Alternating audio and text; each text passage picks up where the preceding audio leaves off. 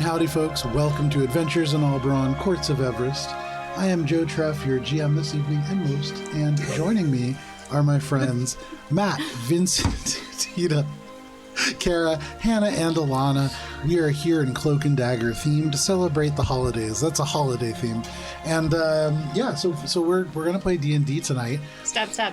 Everybody is in Cloak and Dagger theme, and there's a lot of people who have come in really prime attire. I really like Tina's outfits, which are just in the ready position. Well, I think we have a lot of really strong competition, but I will say Alana, on top of having a cloak and on top of having many daggers, also made for us these phenomenal drinks that are called Cloak and Daggers, and actually have, I don't know if you can hear, come see me for a second. There is a little tiny sword that is in the actual drink that itself. Wasn't me, that was Vincent. Well, fantastic. But I will say, Alana, you are the winner of our Cloak and Dagger roll for the evening. So you can use this for Laminated! It is for any dice roll. Yes, I got my lamination back online. For any dice roll tonight, it does not have to be a D20. So if there is like a D100 roll that you have to make, it could work for that as well. I'll laminate this for you. If you want your guidance, You can still use this session. We decided. This session? No, sorry. Next session for Starfinder. Here. For Starfinder. I don't want to ruin it. Here's the naughty or nice Starfinder. That's very kind. Who won that? Who do you think? Matt was very naughty. Just I watch heard the it was video like to Albraun get After Dark. watch the video to get real-time reaction. Yeah, so a couple of announcements. First, all that stuff you can see on YouTube when it re-airs at Albraun RPG on Sunday at noon, followed by this at 4:30 p.m. Eastern Standard Time. We have a lot of different social media: YouTube, Instagram, Threads, Blue Sky. All of those are at Albraun RPG. You can see the different things that pop up on our table right now. Just some miniatures of all of the party, but there are some yarn too. But there's different kinds of things that you can see in much greater detail at Albraun RPG. We just recently played Axe Wolf and Woe, a gladiatorial one-shot that will likely air sometime in 2025. And then Wheel of the Year Yule, which is now up on YouTube. Tina DM'd a Yule-themed adventure.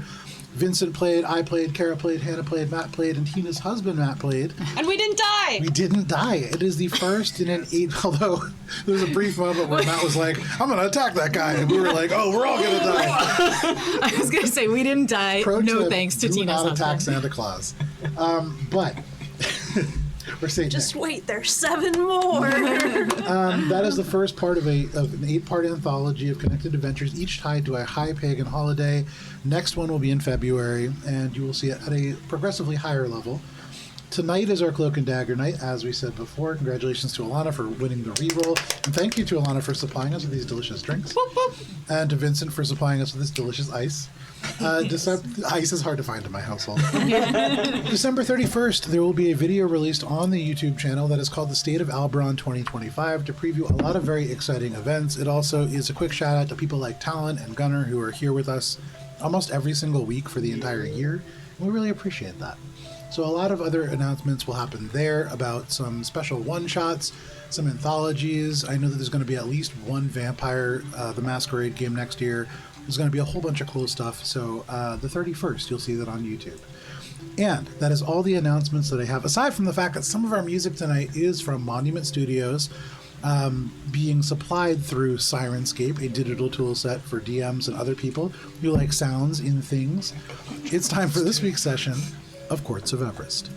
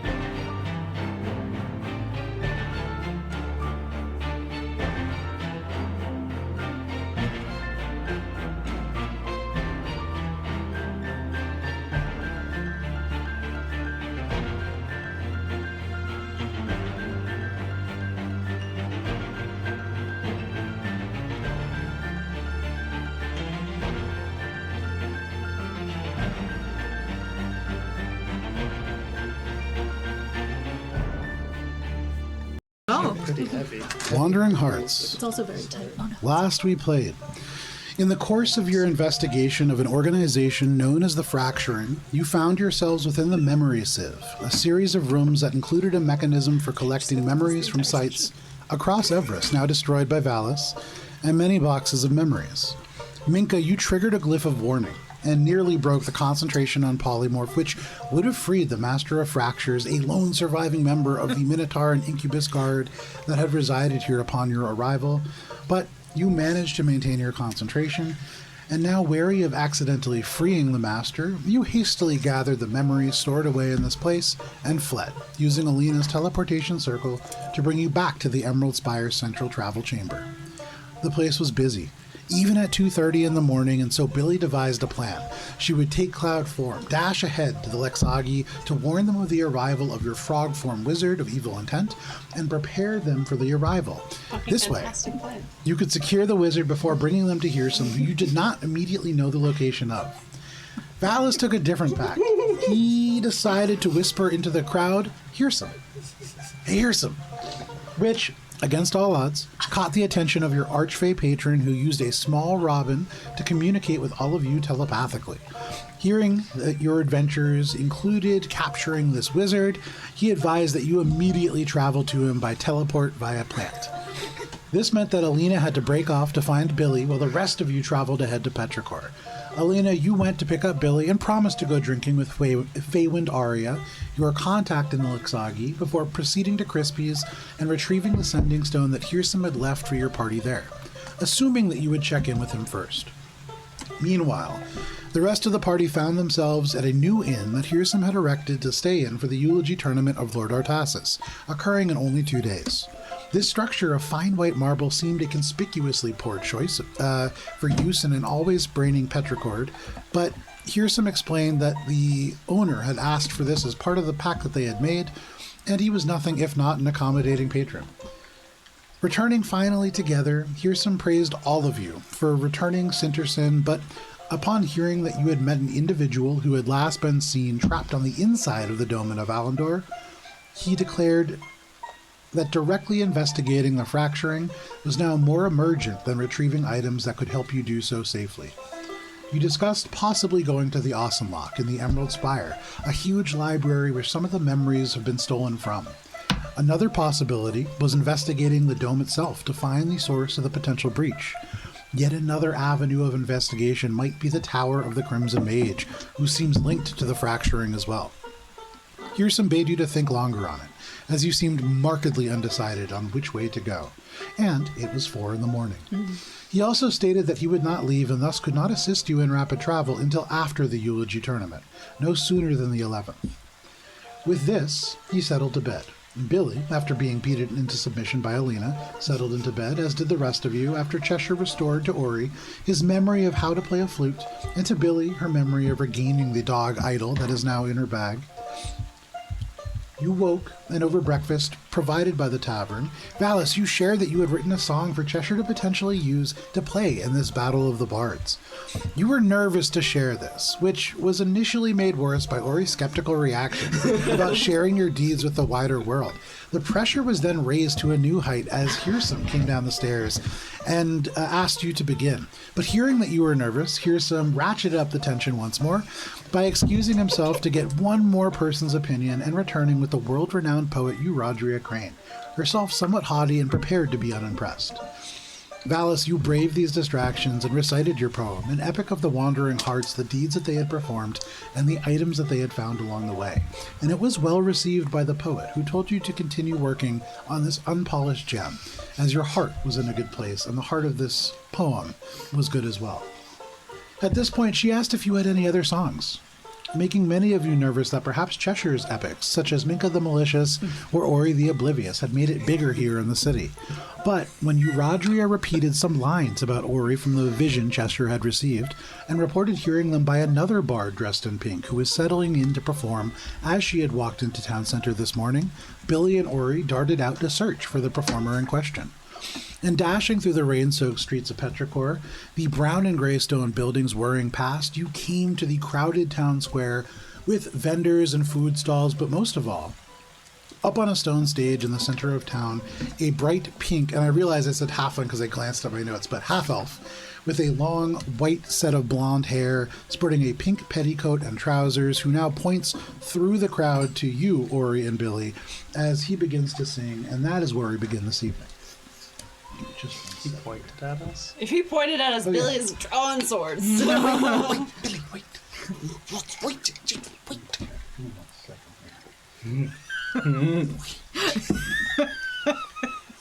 That's not a waiting face, that's a stabbing face. So you can see it is as if this individual, pink petticoat, half elf, they turn, they bow low, they point in your direction, and the crowd gathered around here already rapt attention, already like have clued into this person. You can see they draw up next to them this violin. And there is magic that you can see just kind of running along the strings. They pull this kind of bow that they were pointing at both of you and like pull this note across. And you can see there is magic that leaps off the violin itself and forms this beautiful kind of pink cloud of sparkling energy that shifts and changes into shapes as this person sings. Are you doing anything? Billy, are you drawing your sword? Billy has been working on it, and Ori said no, and Billy is not ready to quite say no. Okay. I'd say maybe start slowly walking a little closer Okay. to get like closer to the front of the audience that's forming here. No problem. So you step a little bit closer. Right. This individual sings words that you have heard before through Cheshire, giving you this encoded vision.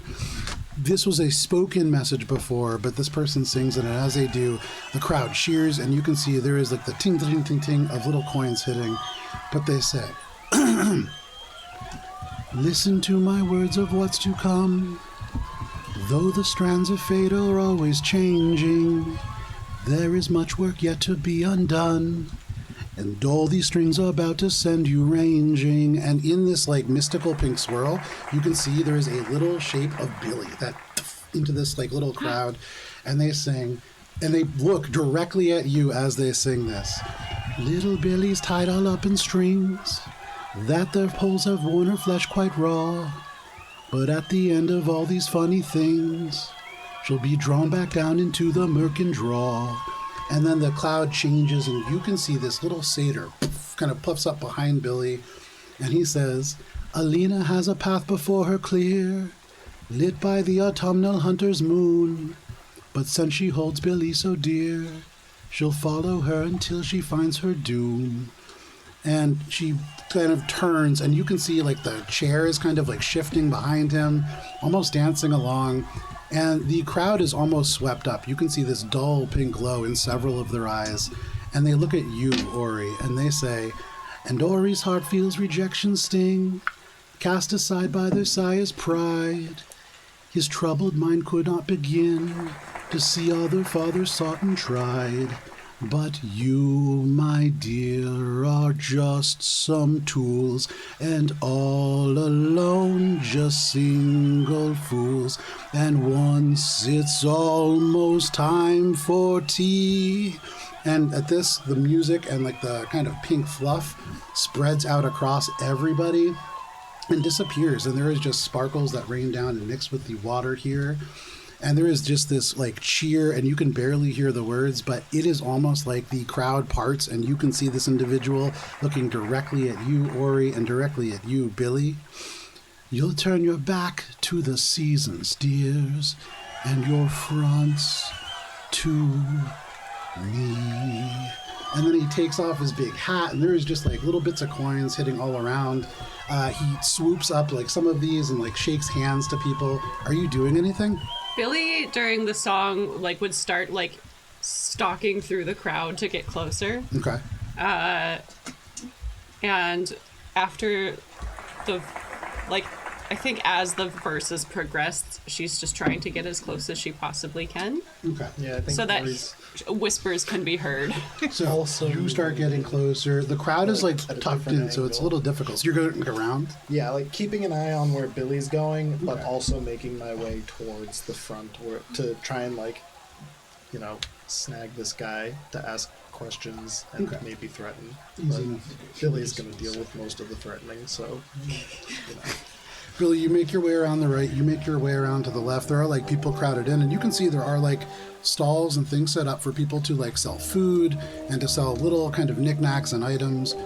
But easy enough to make your way through here. It's early enough in the morning that the crowd is not so dense that you have to fight your way through. And how close are you trying to get? Billy would like to get within 30 feet so that there's at least a little bit of whisper distance. Sure. Get right up there.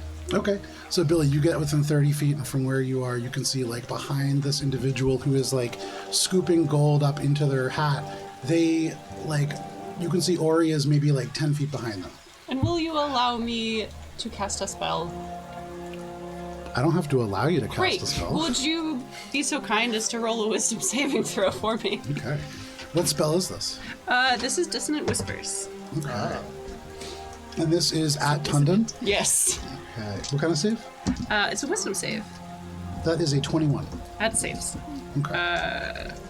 Target takes half as much damage but doesn't have to move away. So they take 3 points of psychic damage. Okay. As you do that, you get the sense that they only take about half that amount, so a single point of psychic damage. You can see they pause, and they withdraw the hat, and somebody's like about to put a coin in, and it drops and like hits the table or hits the kind of edge of this thing. Pick it up, put it in for him. He like swoops the hat, and you can see like swoops it up and puts it back on their head. You imagine like the gold and everything will fall out, but nothing does. He sticks it back on his head, and he goes to like sit down. The chair is a good 10 feet away, but it across the table and like reaches in, and he sits on the chair, and the chair walks over towards you, Billy. And the crowd sort of parts, and you can see like there's a few people who rush closer to the stage, but he just waves his hand, and they almost demurely just kind of back away. And you have this space now between the crowd and between him. And he looks at you, and he says, "That was an act that was quite unkind. Speak to me if you would not mind." Threats are also not taken kindly. Are you doing something? Yes. Hi, here to speak with you. He turns and looks over at you, and he says, "It is crowded here, and you've taken some offense. I meant none. Come with me, and let's speak somewhere more privately." And he gestures and kind of waves back behind, and the chair, like, out from underneath him, and he stands up, and the chair totters off and kind of makes way as, like, a little bit of, like, a sort of, like, crowd bearer almost. And he turns, and are you following him? I'm grabbing Billy and following. Okay. What did you do? Stop doing what you're doing. Look. This has to do with what I was trying to tell you. You shouldn't be mad at Cheshire. I don't think those were her. Whatever you're mad about, that wasn't her saying it. Someone was egging you on. They turn at this, and they look back to both of you. They stop in this rainy road, and there are people now passing. There's still like a lot of like happy chattering happening around the stage, but almost nobody's paying attention to any of the three of you. It's conspicuous how suddenly you are just not the center of attention. But in this kind of rainy alleyway, he will turn to you. Wait, he heard me say that? Oh, That yeah. was whisper, like angry whispering. Oh yeah, if Billy can hear it, he can hear it from 30 feet away, no problem. And he's much closer than 30 feet. He's got some feats in there. So he turns to you. Yeah, he turns to you and he says, "I, dear chums, am just a doll, made flesh and bone and stuff that's raw. But to ask about my reason to be, it's the same as yours, you see. I am not working against you. This much you can know is true. Come." And he turns and continues to walk in the direction that you would recognize, having been here a couple of times now, of the Petrichor Performers Association. Along the canal here, there is really that as like the next primary stop, and then this kind of band shell further along the way. Let's just hear what they have to say, okay? Then you can decide if you want to kill them. Okay. So they bring you to this area where there are these overhangs near the canal where likely people could load things and like wait for a raft to come along. There is like a dock, and you've seen these sort of rafts that traverse the canals around Petrichor. There's none that you can see presently, But he pulls you off into a little place where there is an overhang and a relative dryness within Petrichor. And he turns to you and he says, "This is a song you've heard before." And I think you know that. I do. So why is this something that bothers you? Where did you hear the song? I heard the song from the strings, the same ones that pitch and sing.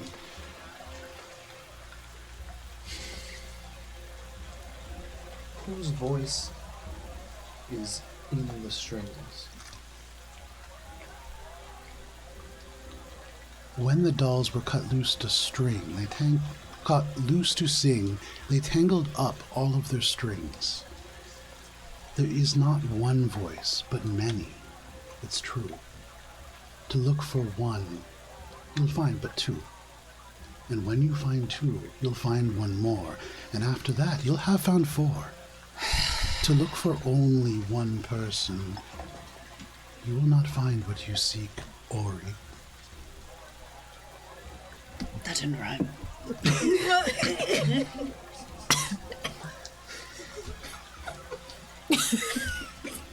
Got him. Vicious mockery. When you turn your back to the seasons, you'll turn your fronts to me. Who is that me in the song? He goes by many names, but you have heard him as the Dark One.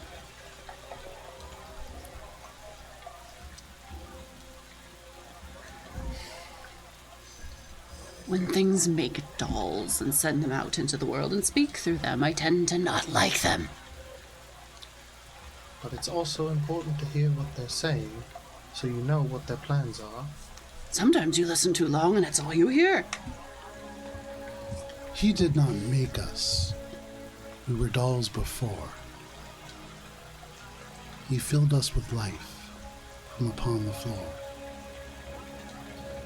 But there are many who bear this mark. And he pulls aside the petticoat, and you can see smudged, but there is this kind of sigil, and you feel like you've seen it before, in this exact same place, in fact. But perhaps the last time it was not on skin. But they pull the sleeve back up, and they say, "Oh, I lost my train of thought because I didn't finish the run." They trail off mysteriously. Is Billy able to make some sort of check to recall the mark? Sure, make a is flat that- intelligence check. Okay. It's really a care on making the check. Well, the way it was described, I was a little worried that maybe it was like, oh, damn, 11. 11. It happened only within the last probably 48 hours, but you can't recall it. Oh, so had Ori seen it too? Yes, markedly so. Yeah, mark it this up. Did you just describe the mark? You just said it was a mark? It was on the Master of Fractures hand, or the tattoo. It was make an intelligence check. Flat intelligence check. Oh, you almost got him. It's because I'm drinking this cocktail. I don't normally drink cocktails during D&D.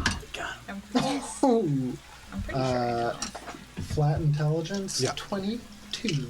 Billy is too Smart angry. as fuck, Ori. You were probably the least likely of everybody to remember this because you had been taking shelter outside this shop, having already been kicked out and not made friends with the shopkeeper.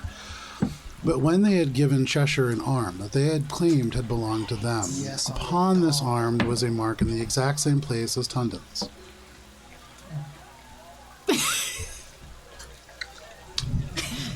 So, where do the dolls come from? The dolls were made across the sea, in a land called Darby. What was your original purpose? To be played with, to be enjoyed.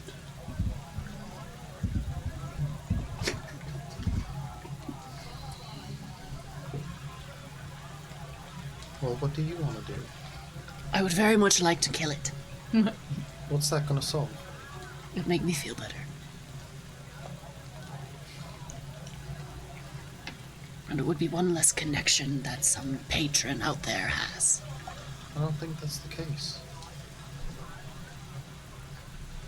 He said it himself. They're just dolls.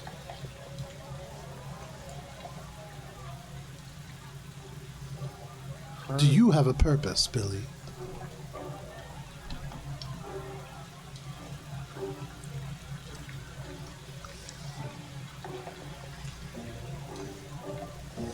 I don't like you.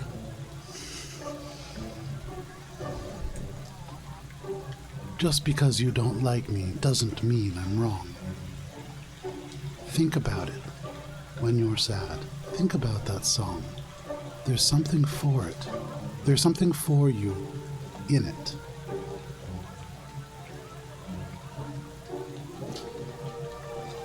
Billy's mad that she can't stab her problems away.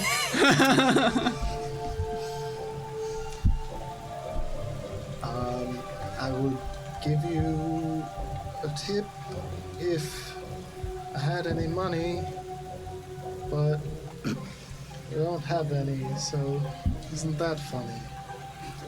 He smiles and he bows low to you. And he says, Billy's found a new level of health.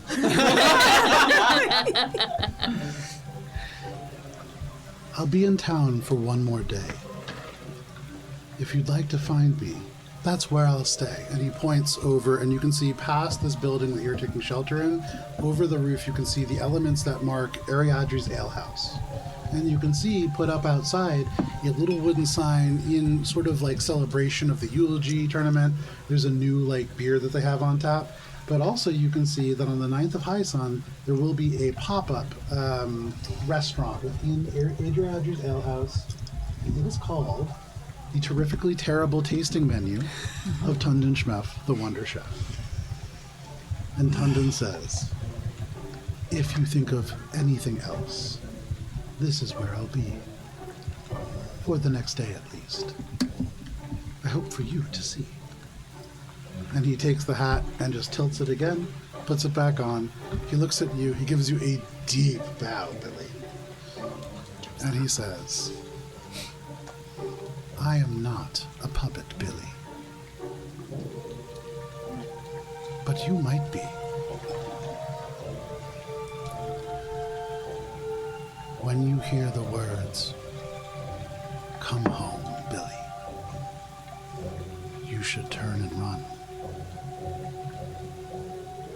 And they wave, and they turn invisible. You see little wet footsteps in the rain. I still want to kill him. Look, there are plenty of times where I've wanted to kill Cheshire, but I haven't. It's called growth.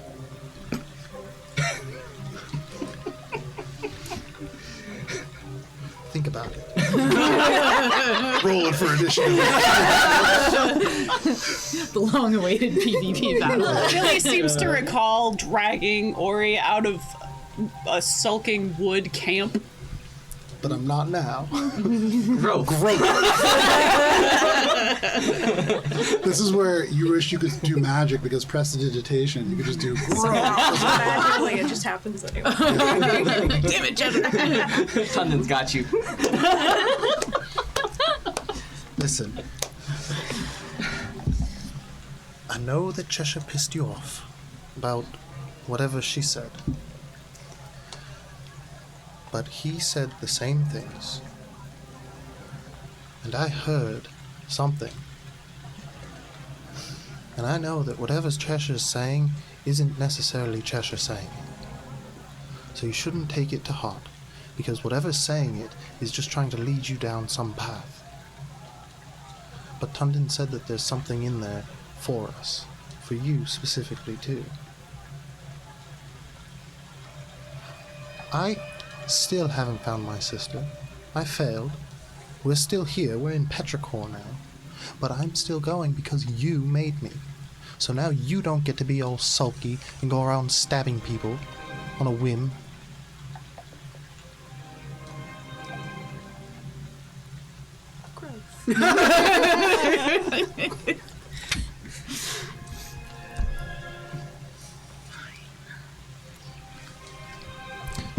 There's something about the song and about the strings.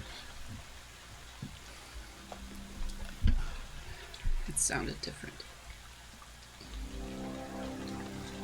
It's the voice.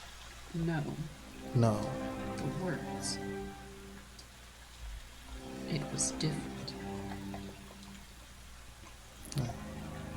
What was different? The end part, right? There was a whole section devoted to just us. Make an insight check, both of you. I'm not going to use that die anymore. That's a stupid die. Rolls no. Damn it! Alright.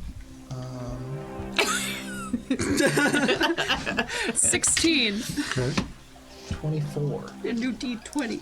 With a 16, you think about all of this kind of stuff that has transpired. You think about what could possibly be within this song for you, and Billy, though you're aware that something is certainly different, it's the last verse, what that could mean is a little bit lost on you. Or it strikes you that this time that you heard the song, you and Billy were here alone, off away from the rest of the group, and you were all alone, just simple fools, and you only heard elements of the song that had to do with you. Maybe if the group had been together, you would have heard more. Maybe some of the meaning would have been found there. I think we need to go pay a visit with Tundon later. With the rest of the group. I think whoever is giving these songs to Cheshire and the dolls is trying to speak to us through it. And I don't like that. But, That's the problem. as I said, we need to deal with that. Because whatever they're saying is going to either help us or harm us.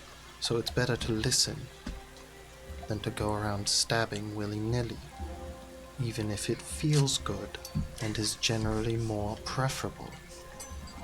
Willy-nilly deserved it, honestly. I was gonna say, it would be so funny if the door opened up and this guy's like, "Oh, hey, it's me, Willie. You guys looking for breakfast? We're open now." Willy-nilly, I'm Nilly Wenslow's cousin. No, but He's probably around, actually. he is. Neither here nor there. You are in the rain having this conversation. Are you turning and walking back? Well, is there anything else that you'd like to do, or can we go? Fine. Okay. You turn around. You make your way back through the rain. I'll go see Crispy at some point if we're going to be stuck. Oh, wait, no, he's not here. Fuck! It's very far. We're in the Emerald Spire. We're not in the Emerald Spire now. Fuck! Very specifically not Emerald We're in Spire. Petrichor. Fuck! So you make your way Fell back. off. For the rest Damn. of you, Billy Where the fuck are and we? Ori just kind of run off and The rain. make your way gone.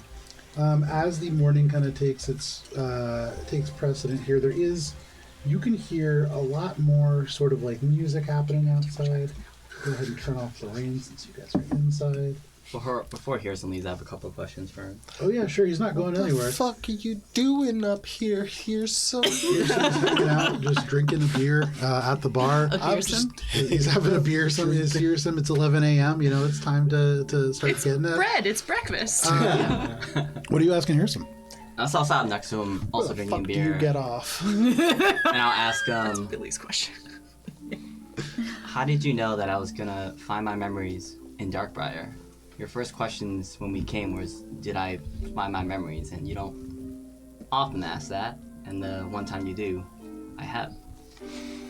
It seems as if all of this stuff is connected. I rather assumed that you would have put this together. That brings me to another question that I have. I feel like we have a lot of information and we're having trouble putting it together. You said that you would give us back the book, and I think it might help us maybe connect some pieces. Could we have that book back that you took from us? You may. How? I guess I'll hold up my hand.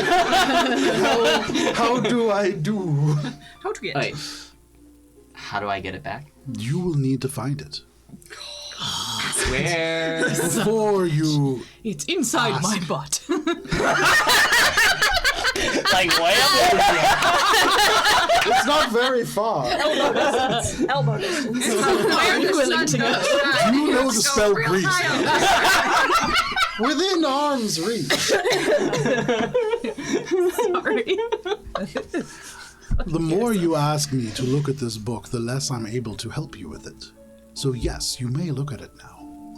I cannot give it to you, and I can do less to help you find it. Perhaps that means something. Yes, that does mean something. I cast locate object You and that book.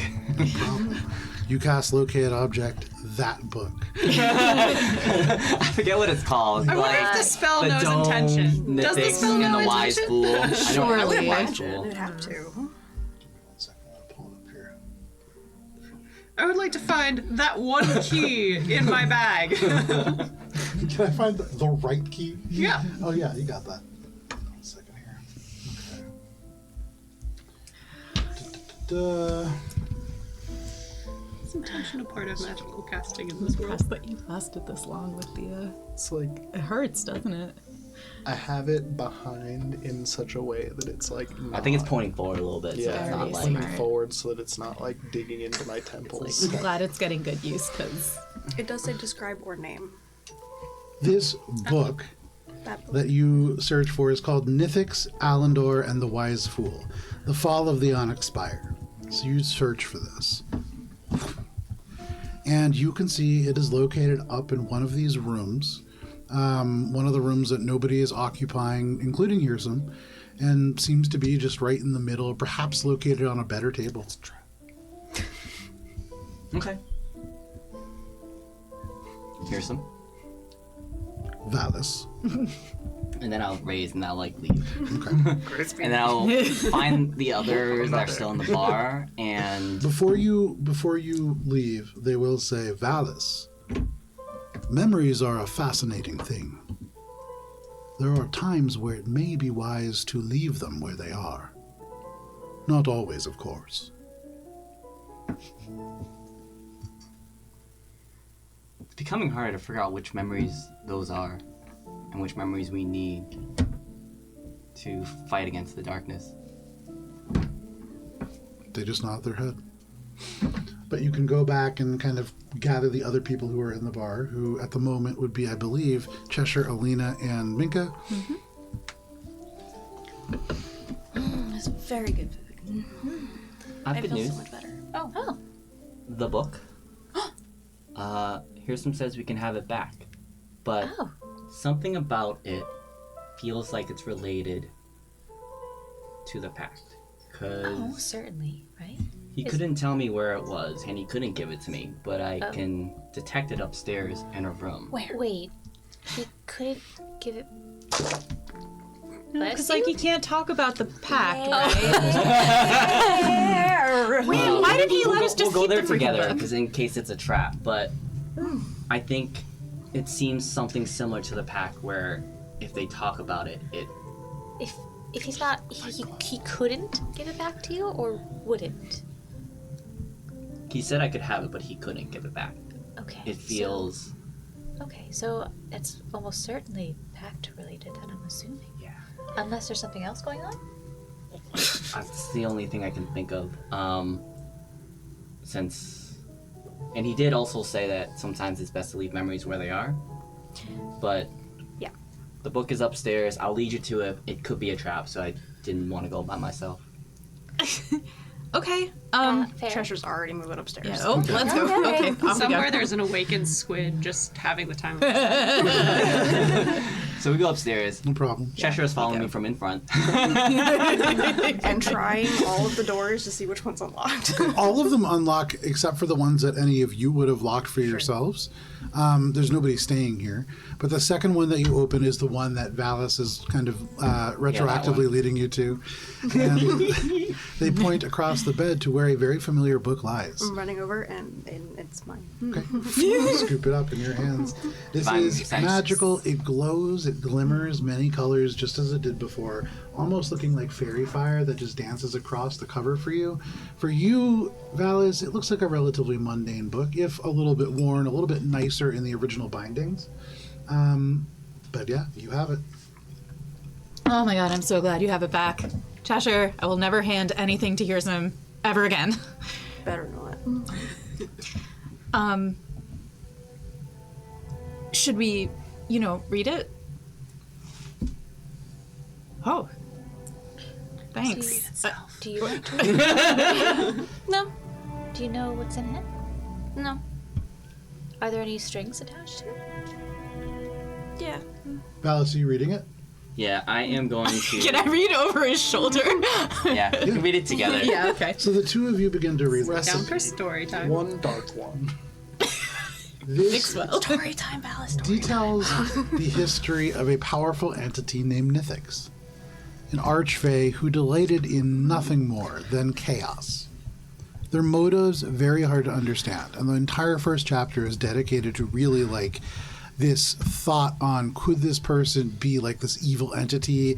There are these wars that follow in their wake. There are these disasters, but equally so, there are boons of industry, and there is equal parts good and bad things. They are truly just a chaotic entity, is the conclusion. It talks about how they did stand against the forces of darkness at one point, and at other times have quenched the light's flame. This individual cultivated a following that assisted many individuals within the Onyx Spire to work against each other. The magical onyx within the actual spire itself amplified this individual's powers to really allow them to extend their reach to everybody within their spire at their kind of apex. There was one person in particular who is a powerful Court of Winter elf, and there is a picture of them in this book. You can see skin is almost gold. The eyes are a brilliant viridian, these gems almost that shine from the page. They almost seem to look at you off the paper. And this is like a painted image on the paper. There's a half smirk that reveals white, straight teeth. You see chestnut hair that drops just below the shoulders. They're dressed in this stark white shirt with patterned cuffs and a purple vest with silver buttons and embellishments along the midline. This individual, you can see, is pictured as a sort of Court of Winter elf, but they are labeled as the Dark One. This is the sort of on Earth or on Alberon avatar of this individual. And it writes that they were sealed away within the Lightless Miasma, which is the prison or sort of dungeons of the Onyx Spire. And though they were sealed away, there were thousands of plots of Nithix that at once collided and conspired and plunged the entire citadel into chaos. Them imprisoning him kicked all of his plans off, and the spire fell very soon after.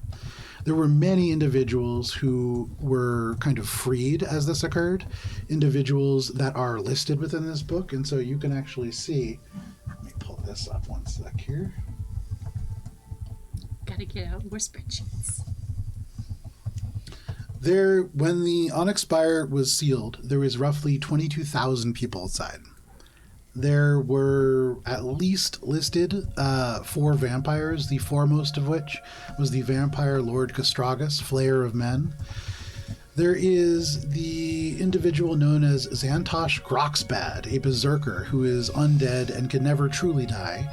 The Ghost of Madness is listed as an individual who escaped the prison during the fall, a Kenku ghost of incredibly violent and malevolent constitution.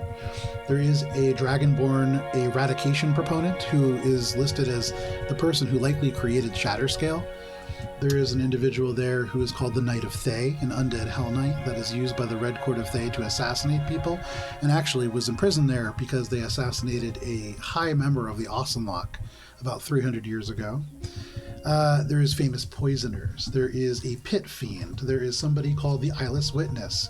There is somebody who is listed as a Durgard Deep Singer, which something that you maybe, Valis, have not directly heard about, but their title is the Empress of Broken Wills. There is a green dragon who is listed as being kept in there named Azix-Yazan, the Covetous. There is an individual called the Acid Cord Perfect Azer. There is, finally, near the end, an individual who is called Nithix, the Dark One. Interesting to you, there is a trio of names. These names stand out in the same way that Nithix stands out. Valis, make a history check. Do I get my thing? No. Natural 20. I get my thing. Perfect timing. There are 3 names, and one of them looks smudged. You get closer to the page, and it's not that the ink has been damaged or water has gotten onto the page. The words do not make sense. It's like your eyes won't focus on this word. But the rest of them are clear, and that gives you hints at what this might be. The first name is Jezibaba of the Mortar. The second is Mama Purdi, the Forest Mother. And the third one, 2 words. But what those might be, hard to really think about. And as you look at the words, you feel the sky shake. And for you, and only you, as you look at this smudged word, it is like the astral eclipse overhead seems to shudder and shake. And it feels bad to look at this word. But you see all of that listed there. And then, jumping all over my notes here.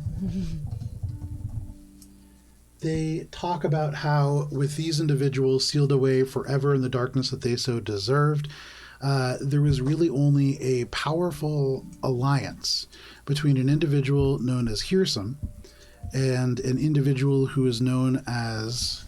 Oh, I gotta find their name. But they're an individual from the Divine Court. And with the third member of a coven of witches, they made a pact to seal that witch, the wise fool Nithix, and Hirsum in separate places. Hirsum was bound to the Feywild, a place that he loved, and was forbidden from crossing to the material plane for longer than any moon might be in the sky. For Nithix was bound within the Dome of Alandar. And for this third figure, they were bound far, far away from Alberon, across a thing that is known as the Astral Sea. And there was an eclipse pulled into place so that her eyes could never look upon Alberon and find it once more. The final chapter speaks about how, should this individual ever be able to behold Everest, she would be able to return. But so long as she cannot, she will be kept separate from this plane. And that is what is within the book. So, I had a question. I have so many questions. Yeah. So many questions.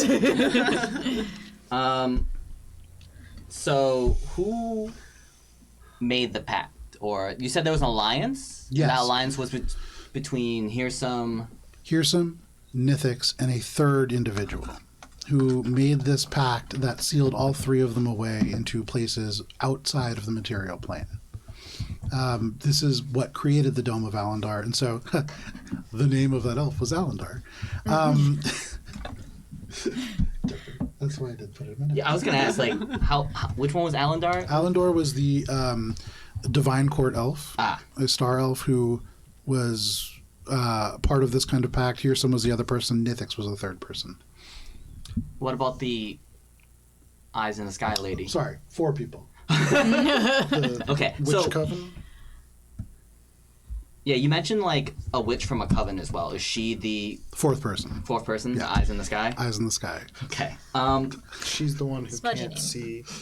Smudgy name, Eyes in she's- the Sky. The nameless one, right? And all of this, I would say, with your natural 20, because you had a natural 20, right, for your history roll? Yeah. All of this, for all of these people, all 4 of these people, whether it was intended to or not, was designed to keep this 4th person away. That's the entire point of this pact, of the dome, of the astral eclipse. It's all for one purpose. Okay, so the alliance between Hirsum, Alandar, and Nithix, and the pact was to keep Nithix, Hirsum in the Fae, while Nithix in the dome, and this third person. Alandor. Well, Alandar, he Alandor is he the died, one right? who To erect it? sealed, Correct. That's not mentioned in the book, but yeah, that is correct. I remember that from just... Yeah, Yeah. And then the created fourth dome. person to keep her out of Alberon. correct. Does it say anything, or like, is it explained? So Hearsum was tied to the Feywild, but we've seen him not in the Feywild. Does it? Yeah. He can't be in the Feywild. He cannot be on the material plane for longer than a moon is in the sky. Oh, There's a certain okay. number. Yeah, So he can visit, but he can't Correct. live here. Okay. But he's probably fine with it, so he made it out the best in this whole pact. Does it say anything in there about why Hearsum can't talk or remember certain things? it's not explicitly mentioned, but thinking about if this individual's eyes were ever able to behold Everest, they might be able to return. The fact that you can't see this person's name, the name hasn't been mentioned, like pains have been taken to not even speak this person's name because perhaps some of their other senses might be equally attuned. Parts of this pact are designed to keep people from talking about it even, to maintain the pact. It's not explicitly mentioned, but I would say you put that together. Okay. So that fourth person's a witch? A hag? Don't hags normally come in threes? Yeah, there is a trio mentioned, and I can see the other two names, and I can't see the third. And I think that it is her. If in a piece of writing like this, if they had meant hag, would they have said hag? Because you said witch. Is that? Oh, that hag, yeah. Oh, okay. Yeah, witch is hag in this. Oh, okay. I think I just wrote witch, but I in my notes use the terms interchangeably. Okay. Okay. Okay. Okay. Oh, I don't know if this made anything clearer. I think it makes. We Think it makes a little bit more sense to me why Hearsum thinks that this is dangerous knowledge in a dangerous book. We now know more about the pact, and someone else who with malicious intent can use that knowledge to break the pact. And even knowing what we know, it does feel more dangerous now. I don't know. It feels. You felt the sky shake, and you can almost imagine the vibrations of a massive eyeball searching, just looking across the universe, and the vibrations of that, and like your awareness that this exists is dangerous to break the pact. Like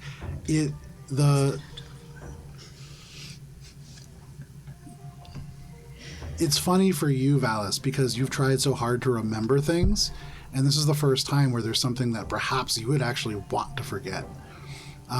This is dangerous knowledge to have.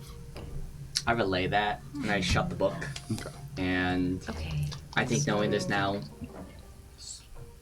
marks us for her.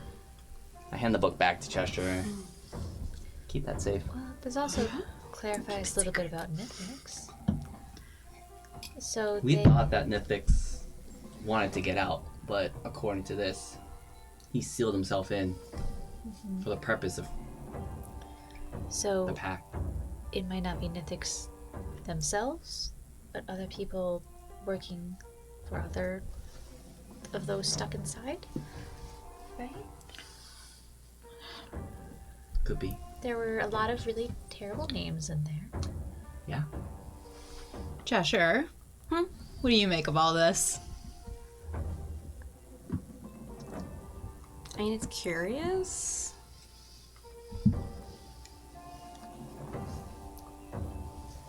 Yeah. Okay. So, what now?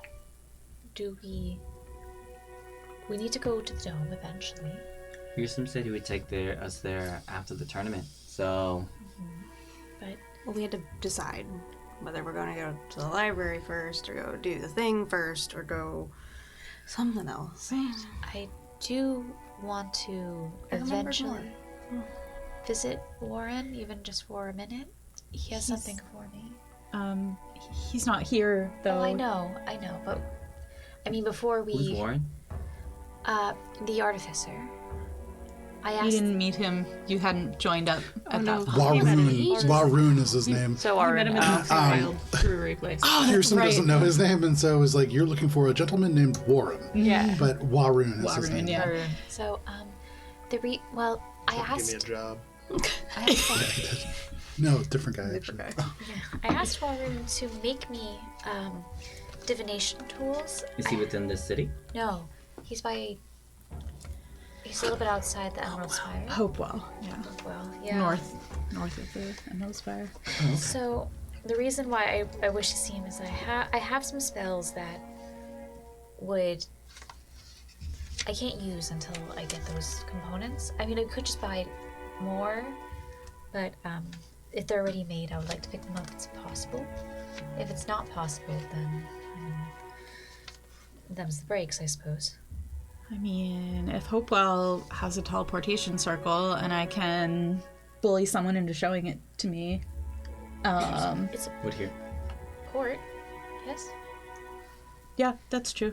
I can look into it. Yeah, true. Are you suggesting that we do that now or after the tournament? Not now. Just before we head to the dome. I would like those. I think those spells could be helpful. One of them is specifically for navigating unusual spaces. So, We if do we're find ourselves in a lot of those. yes, And if we're using the teleportation circle, it'll just honestly be like a 20-minute adventure to go get it, and then we Like in and can out. continue on. Yeah. right. Okay. Also, maybe they made other things. Maybe they might have something we could use. They are an artificer. He was tanning some leather for you, if I recall, for someone. It's in here somewhere. It's right here, hide. Yeah, right here, hide. So, Okay, well, Wait, I thought that was someone else. The guy who was making us It's the same guy. a shield with the scale. Same guy. same Oh, thing. same guy? Yeah. Okay. Same Never guy. mind. I have met him. Yeah. yeah, right. Yes. So, I think just before we head out on anything really potentially dangerous, it might be good to pick those things up. Yeah, equip ourselves. But what are we doing? Well, Should we try to get into the Battle of the Bar? I'm always down for a party. You don't have to make the hard sell there. I mean, the prizes supposedly are pretty good. Like, I mean, talking about being fully equipped. I believe it was a Are you still first staying pick. upstairs while you're talking about this? I guess we'll start to wander downstairs. Yeah. Okay. I believe the prize was first pick amongst the royal instruments, if I recall. There's probably some Is that correct? magical stuff in there. True. I don't know how to play an instrument. That's okay. I'm quite practiced at the hand drum myself. Maybe you can dance. As you like come downstairs and you're talking about that, the bartender, who's like this kind of like slightly running to bald human, who's been cleaning like the same glass the entire time that you guys have all been talking. It's his like cleaning glass. Yeah. He doesn't use it for serving. It's different Yeah. than all the other ones. Yeah. But He just needs a reason to be standing around. it's his prop. It's But the constantly moving towel. Exactly. He turns and says, "Are you all going to be going to the procession of prizes tomorrow?" What's that? Sure. Yes. It's where they do a parade and they show off the different things that you might win. That sounds fun. Hell That's yeah. not fun. I mean, might as well, right? We're just stuck in town until after Battle of the Bards anyway. Yeah, they're really cool instruments. They're rare. They're magical. Many of them are from some of the foremost colleges of the bards. Lord Artasis was quite a collector. That's neat. We could. I'm just saying, if we intend to enter, I don't know how I can help. I mean, it'll be as much as a visual performance as music, so perhaps Everybody needs to dance. could dance or I can Put help, on- Minka. Oh, are you all competing in the tournament? we're considering thinking our about it. audition and heading over to the what's it, Pacifica? Yeah. The Rose Theater. Okay, the Rose Theater to audition? He turns to you, Minka, and he says, "You don't need to worry too much about not playing an instrument. I mean, there's a grung who plays a jug, and that's his instrument." So, I've actually heard some people play jugs very, very nicely. Oh no, I'm sure he's great, Yeah. but it's not an instrument. It's a joke. Got some musical snobbery over here. We can probably keep talking about it. Let's We'll find. figure it out. Yeah. Let's find the rest and make a plan on what we're gonna do. Yeah, where did those kids get up to? They went to have a moment. About this point, Playdate. the kids run back in. Billy looks a little bit more annoyed than you would imagine. Billy is sulking again. Oh, did you meet someone you wanted to kill, but you didn't get to kill them? I know that look. I'm sorry. You should All too common occurrence, meet this unfortunately. person, actually. Yeah? Yeah, we found someone who I think might have some helpful information for all of us. Fun stuff. We also have some important information Oh. that may or may not impact what you're about to say. Okay, well, Oh, wait, is Hearsome here? No? Okay, because I would have told him earmuffs. You can still say it out loud, but as far as you can tell, he is not present. Okay. Maybe though we should go talk about this upstairs. Oh yeah, our And she knowledge is. she's like casting an eye over at the bartender. Yeah, our information is world destroying dangerous. Let's go. Just gonna hustle everybody up. Eating his glass. You guys go upstairs. Make him gonna like look at like the bartender and be like, Are there like just bottles of liquor on a like grabbable shelf? No, these are like 12 kegs that you can like pull the things down. This is a beer. Billy Treasure's puts coming flask up. down. After with They go over and they just pull this keg down, and yeah, no problem. some, You get a beer to take. Is there one in particular you're going for there? Billy just wants a flask of beer. There's world-destroyingly dangerous information, and she didn't get to kill anybody. that's Billy's getting. That's very thoughtful. Billy, roll a d12. Yeah, Swear to God, if you make me lose another long rest. I'm so sorry. I gotta be. You do gotta be. That's true. Billy got a Billy. 6. Okay. So Billy, they pour you out a Cave Bear brown ale. This is toasty and nutty. It's a brown ale with a hint of maple sweetness to keep it from becoming overly dark. You can see normally this would be a silver piece, but they just like wave their hand to you and you can take it upstairs. Billy takes a big swig and it's like, oh, it's breakfast. I would take some too. Same one? Yeah, Yeah, no that one problem. sounds Pour good. you a glass. Cheshire's bringing up a tray of beers for everyone. Oh, okay, you get a tray of beers. Here's for it. Cheshire, get a flight. You get a Just flight. pick up the Like- I flight. think I'm there. A whole bunch, like Oh, Cave Bear brown ale. You bring up a Misty Marzon from the local Adries Ale House. You bring up a Livid Lass from the Dungannon Brewer Guild. Just a nice little flight for the whole group. But no problem. You make your way up to the room said you grabbed it and for the you can all. gather Chat in around, private. people. Let's go. I do feel like I'm gonna want to drink throughout this conversation, so It makes it so much better. who wants to go first? While they're telling the story, So- I have the bag of holding, and I want to start counting the money and distributing it into 6 piles. Okay. Oh, Fair enough. also, I make sure that the frog is still okay. All right. Make a nature check. Okay, so just a frog now. Yeah. Yeah, he's probably fine. It's a nature check. Yeah. No. No. It's a 17. It's a 17. You get closer to the frog, and as you get closer, you can see like the throat. And you pull back right as it tries to just hung right out in your eye. This frog is an asshole. It's still a chaotic evil frog. It's just a frog now, so it maintains its alignment. Yeah, no problem. You He's stop it. still the big bad evil Not guy. the you will suffocate in 10 minutes Yeah. bag, just the regular ass bag. we should feed that frog. What's that? We should feed the frog. It's probably got there's crumbs in there and stuff. Frogs eat crumbs. It's their natural habitat. Okay, Look, we're either gonna kill go. the frog or I'm gonna feed it. We're gonna right- go there's more on important a stuff small right now. adventure later and find the frog something to eat.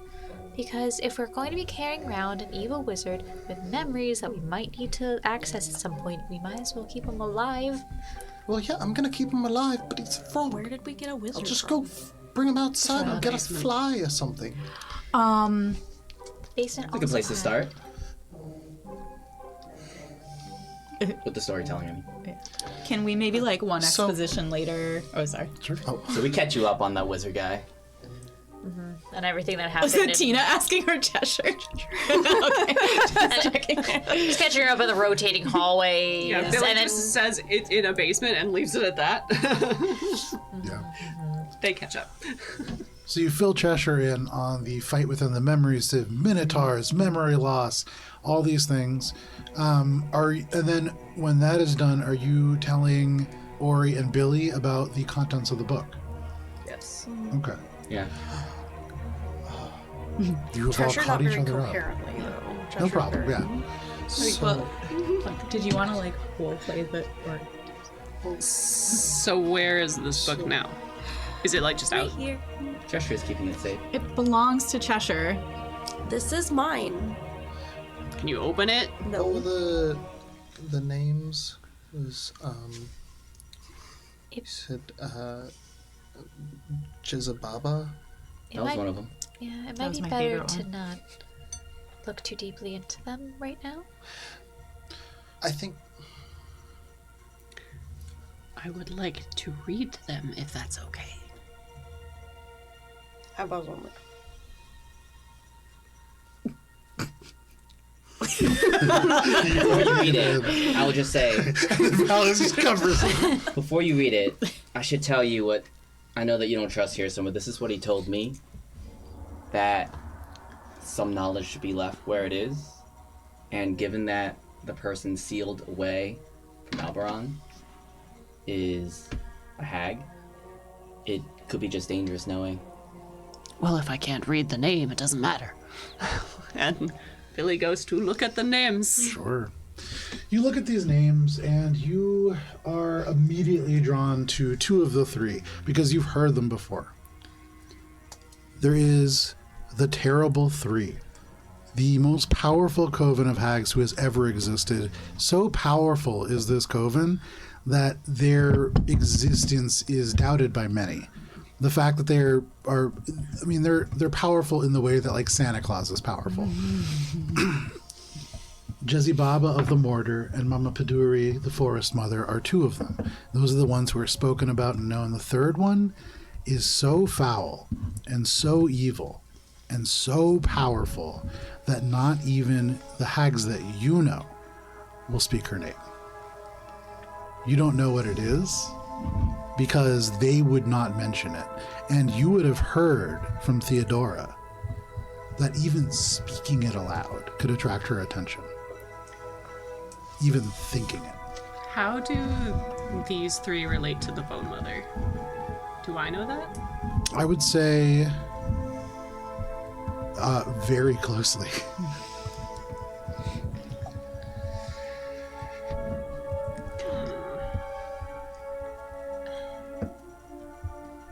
I don't know about you, but I am worried. Because I look around and like speak more quietly, because just nowhere hears him. I'm worried that all of this memory collection and erosion is to make people forget why they forgot in the first place. I guess that That's would make possible. sense. Billy pulls out the remaining two memories from her pack Okay. and wants to look at them. Okay. Like, touch them, to Sure. look at them. Which two are these? I saw the one where it was like the old guy with the best goat in the world, and then at the last minute he saw Dora. I remember the best goat in the world. Best goat in the world. Okay, give me 1 second. it was the best gun in the world. Okay. So you go ahead and you take a look at the other two memories that were found on the pad that was labeled "The House That Sleeps on Legs." Very similar. These are two individuals who are walking through a relatively idyllic forest and then suddenly find themselves somewhere else. This path that they were on to reach a deal or a conclusion that was in this moment now, you feel the dawning realization that it was too good to be true. These are classic, like, hag betrayals. You've seen them before. And you get the sense that the individuals that you are familiar with are very much gathering memories as part of this operation. So it doesn't seem like they're gathering the memories to hide their presence because they are aware of the deal going on, just not the betrayal itself. Make an insight check. Perhaps. Perhaps. Fuck me. 8. Perhaps. Fucked me. Damn. Hard to tell. Who knows? But I would say that, Billy, for you, so fundamental is your connection to the aunties. You've never in your life heard of them working with anybody outside of their coven before. Earth-shattering information, that. Thinking about that, for them to work for or with somebody would require an immense amount of fear. And thinking about these two names and the one that's missing, there's only one person that you could think of that they would fear enough to work with or for.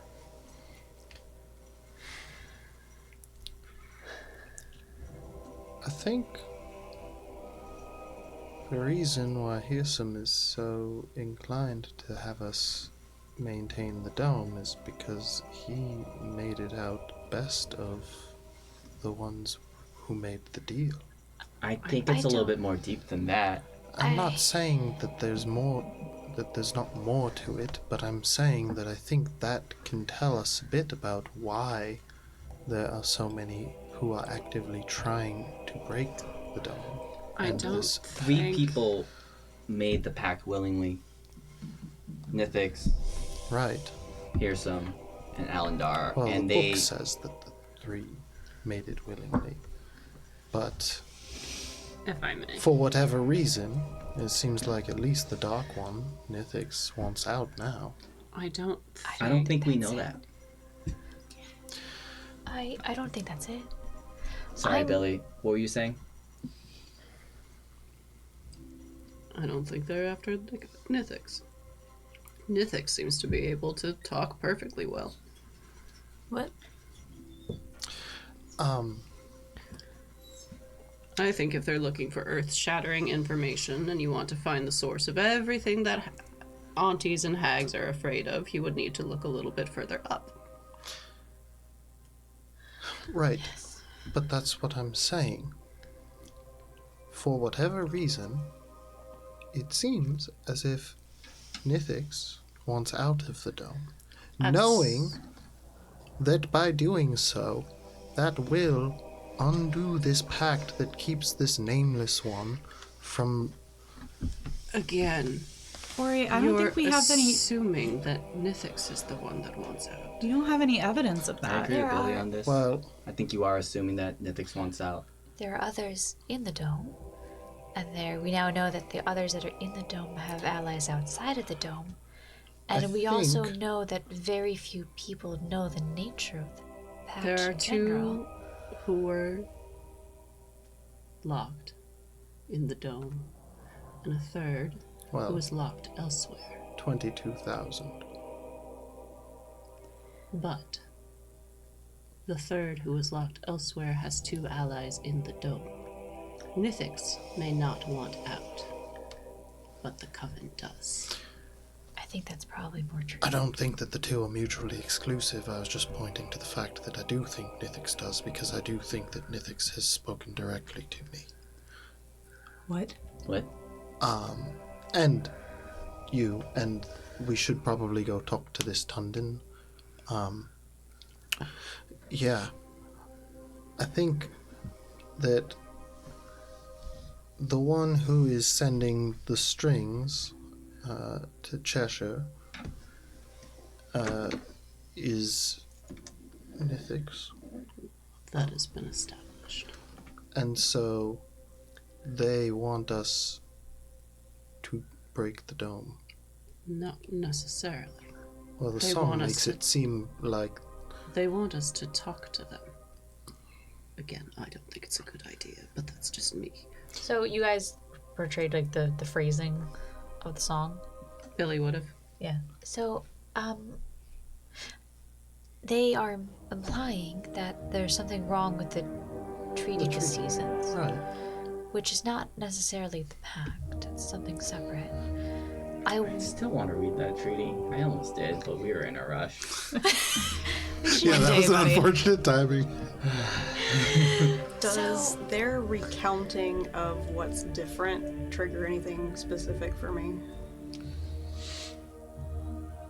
No, and I would say no because the fact that it's different means almost nothing. Things are always different. Things are always changing. These strings rearrange themselves.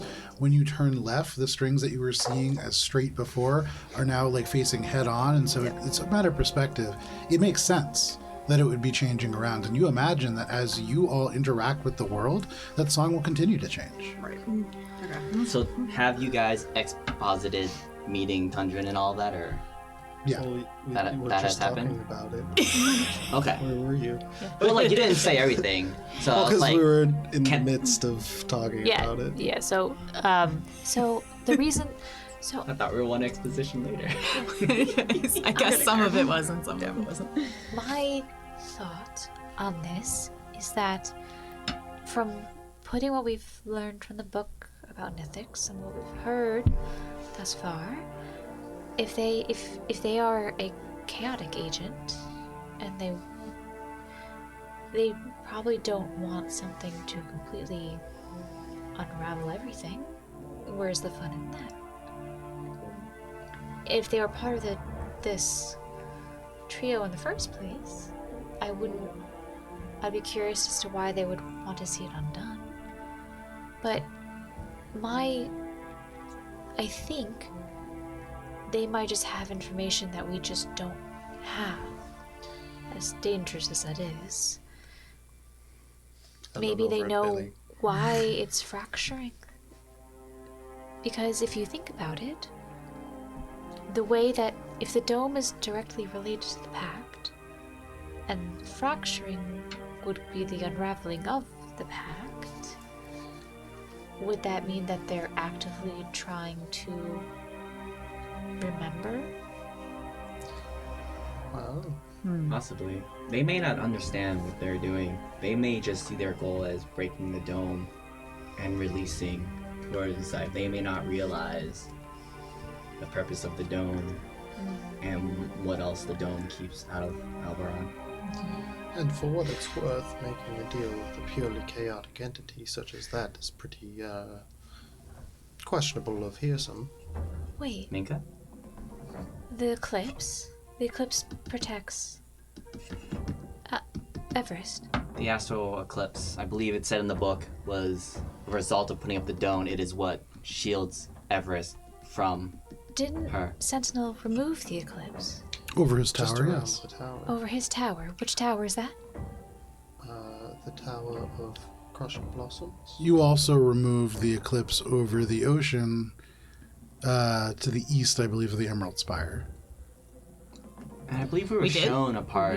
In the Wait, underground, in the underwater temple. And I think we were shown Yes. a part that didn't have the eclipse from Big Tree Guy. Yeah. I forget his name. You were, yeah. Yeah. So Oh, there there are are holes. holes in the eclipse. Oh no. And the Crush Blossom, is that the same as the Crimson Mage? No, it's Different different. tower. Oh, I've also Okay. had dreams about the sky being torn away. Oh no. Oh, Josh? see. Are you singing again? Do you think the orb that we have has the path to them? Fish out the orb and hand it to you. I still can't read it. I don't know if it's... You were using it as a prop. I thought you might want to hold it. It's fair. Do you want me to ask Gerard What? about that? Can you read it? I can read it. It's I thought it was like a star map. That's partially what it is. Part of the reason that you couldn't read it was because it's in a language that none of you speak. Oh! It's, Okay, I look at it now again. well, so, It's also teeny tiny. yes, the other problem is it's all carved in this tiny writing on this glass orb, and you need a light to project out. And without the correct light source, you either over project or under project, and you get this washed out kind of image. It's sort of hard to read. What if I try really hard? Then it would probably work, but it would be really hard without thinking a little bit more mindfully about how you might do that appropriately. Now, that being said, if you applied some sort of a light source, and that would at least start you down the right path, and you could make a try.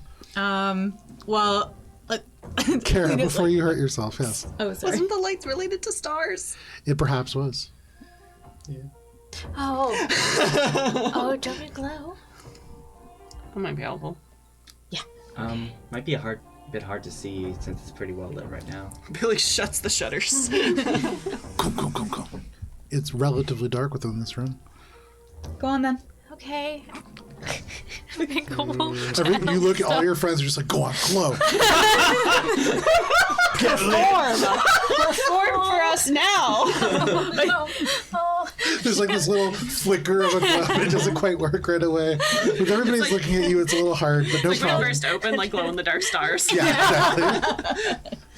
But I'll channel the chalice because it's tradition at this point. channel chalice, and all of a sudden, in this dark space, the radiant light from Minka spills forth, and you are holding this orb. Yeah, I'll just kind of like, Focus it. yeah, move it around, trying Since to like none focus of you are it. going to ask minor illusion like a reflector to like balance and stretch. the- Okay, very cool. So with that especially, Smart Cheshire.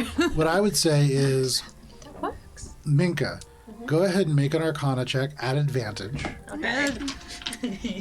Just glow better. And use your bardic. And don't forget you have your. I do have my special reroll. This is a do. good time to remember that the And special as Cheshire focuses the light and moves it around with your starlight now reflecting across this orb, you can see the tiny little symbols almost seem to light into the wall, igniting and burning with their own kind of internal fire, not damaging the wall, but shedding their own celestial glow. As Cheshire moves it around, it almost leaves this after image as it moves, and probably keeping it in one place will be good. But go ahead and make your check. I'm also gonna cast guidance on myself. Yeah, very good. Olive has just reminded us for the third time that she gave us a wheel Just take earlier. a +2 for that wheel. Okay, so Olive in the chat just like, oh my god! I have a 26. Okay. So with the 26, you look at this sort of chart that has been broadcast across the wall in this darkened space. 27. I forgot. I actually have a 27. +1 to Arcana. And you see several constellations that you are familiar with. And then as you look at them, suddenly one of them turns brighter, and then another one, and then another one. And there is this burning light that connects them, and you can see a path that is traced across the astral sea, and you can see it is like it pulls you across, and for a moment it is like you are seeing real stars and planets that move past you in this almost phantom illusion, and then it stops and you can see this sort of sigil that's floating. And for you, Minka, it doesn't say anything. You can't read this isn't language, but this is home. You are looking at a place that you could belong. And though you have a mother and you have a home, you haven't really ever known where you came from. And now you do. And though this place is still blocked by the astral eclipse, should the astral eclipse part, you may be able to connect to these people. Oh no. It's home. It's mapped to home. Dark Well, fire. We were just No. The there. Enclave? No. I mean on Like a grander scale. Okay, you guys Like figured this out where already. you My mom is actually. yeah. I don't actually know. I am worried that's not real though. How would it not be real Well, if you're here? I have a home. But I mean, after everything we just learned, it's blocked by the astral eclipse. What if it's not real? Well, it has to be real. No. Okay. You can make deals without making deals. Without asking. Hags can put things in places to make you want something that you're not supposed to. For them. You think that you're being manipulated into thinking that your home is beyond the eclipse? Maybe. You look at Minka, who right now is saying this. Minka has actual constellations glowing behind her. You can see on Minka, in their chalice form, there are these motes of celestial light that actually like protrude from her skin. Minka looks like an astral being. And there is perhaps some part of this that is denial. So, I don't want to upset you. But there's usually some sort of mark that goes with a hag deal, whether you know it or not. You don't have one. You're pretty starry. Do you What want to? what was that about Minka is the key? You said that. Yeah. What does that mean? Key to what? Can you go over the verse again? Did I get one? No, we still haven't heard the Minka verse. I don't think I got a You verse. didn't get a verse. I'm sorry, I didn't get one either. Oh. No, you did. Don't worry. It's not great. What? Yeah. It's because she's the key.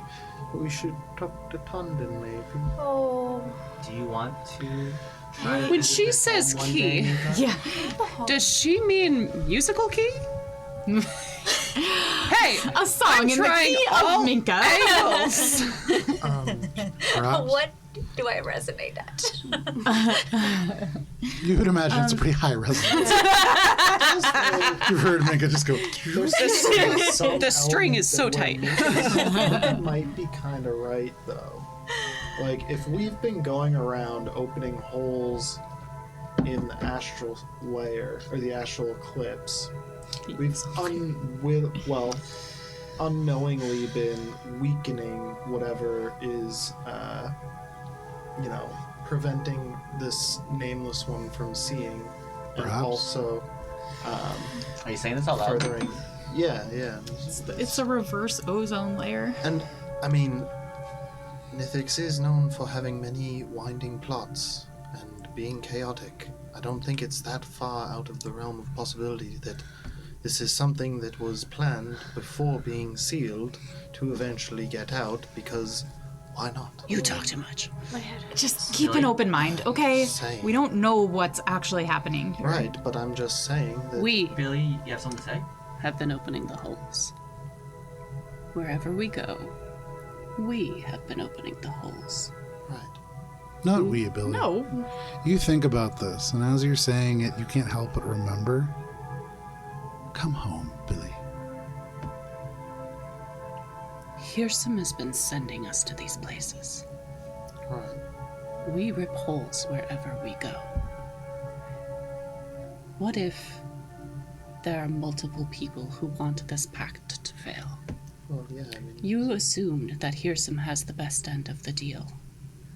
But every time he talks about this dome and the people inside, specifically, I'm going to keep calling him yours. It makes the most sense, and you're a face to point at. That's rude. Have you met Billy? Don't like the music change, because thematically it feels like I'm way off track. Very Danny Elfman right now, like blink, blink, blink, blink, blink, blink, blink. I actually like the Danny Elfman. Give me 1 second. If that fits, hey, I'm just gonna shut up now, but Billy's gonna keep going. What if we're being sent to, well, on a fool's errand Well, I mean, I think that's kind of what we've been doing the entire time. for the fool Right. to open the holes? Wait, so now you're saying that I Hirsum think- is like the bad guy after No. all? Were we right? No, I think we have multiple people wishing to break the pact for different reasons. Well, that's what I had The to song say. says that we would turn our back on the Four Seasons and turn our face to Nithix. What if Nithix is happy in the dome, but Hearsome wants Nithix back? Well, Where that is a did- possibility, but Oh. I think it's Where did- also- Did you say this person you met maybe knows more? We Where did Hearsome send you where you opened a hole? I don't recall opening We any have to holes talk in to the sky. chef. Under the ocean. And Hearsome sent you weren't there? I'm there always yet. down for some great food. Well, he said we needed would to be. help with a favor to a friend. And So, was the favor yeah, to he open very the much- hole? Well, Well, it put us there. The favor to the friend was the mission after that to Brasari Oh. Coalmonger, who was no. looking at it. I mean, like the favor, like Our payment Our- to the Cat's Claw lady. Yes. Oh yes, Yeah, yes, yes. So, we went to the bottom of the ocean to a temple saloon, and we retrieved the orb, this orb, and we were supposed to give it to her. And then I asked Cheshire to steal it, and we have been on the lam ever since. Oh, that Did man taking- is a bit much. We tried to give it back. Did taking the orb is what opened the No. hole? Getting to what actually did open the hole? I don't remember. You're I don't think saying I was there that week. You're 'cause we saying did that not Hearsome recognize sent you this. to open the hole, and that's very concerning. But I'm not understanding how you opened the hole in the Well, we sky. were I in think the the point temple. is that we didn't To- know Oh. how we did it. This seems like a really important thing It's- to know. We So- opened up the temple. We opened up a sealed room in the temple, and we aligned constellations. Did that do it? So when We you did left, do that. and when you left the temple, the We saw the stars. stars weren't in the stars were in the sky. Yeah. Did you tell Hearsome that happened? I think he knows. Yeah, we told him. Did we? Yeah, I think we told him. Did we tell him about the stars? Pretty sure. If we didn't tell him, then he probably knows anyway, like you said. Can he see it? He can probably feel a pact weakening if it's what's holding him. I'm gonna ask him about that. I wouldn't. Maybe, yeah, I maybe think we should. that's if it is something. Right about this time, you do hear on the steps hooves just kind of clopping off the marble, and then you can kind of hear from the hallway, "Wandering hearts, I've returned, and I brought coffee." What is that? That Hearsome? Yep. That's what I thought. I say wait until we talk to this chef. We need more information, and I don't feel like Do we know confronting coffee? perhaps the one Well, who's no, almost organizing certainly all not. of this. What's coffee? What is coffee? It's Is- beans. Is it? What? Wait, You wouldn't know coffee either. I don't think I've met coffee. Technically, he is wrong. Well, if it's a person that he wants us to meet, maybe we can table this discussion. The door Continue opens later. up. Let us meet this coffee. You can see Hearsome, like red hair. He is holding a silver tray. There are these silver chalices, which look weird because they look almost like at one point they may have been like cheap wooden cups that have been like transmorgified into this. You get the sense that that is you. That Hearsome went out, got some like to-go cups from a stall somewhere, and then turned them into silver to make them a will little bit more never portable. But has brought them up for all of you, and it is this brownish liquid that smells incredibly bitter. But there is a certain warmth that comes with it, and he says, "No, I guarantee you, it is supposed to smell like that. It's relatively new from the Duragar, I'm told, and quite delightful. It makes your skin tingle."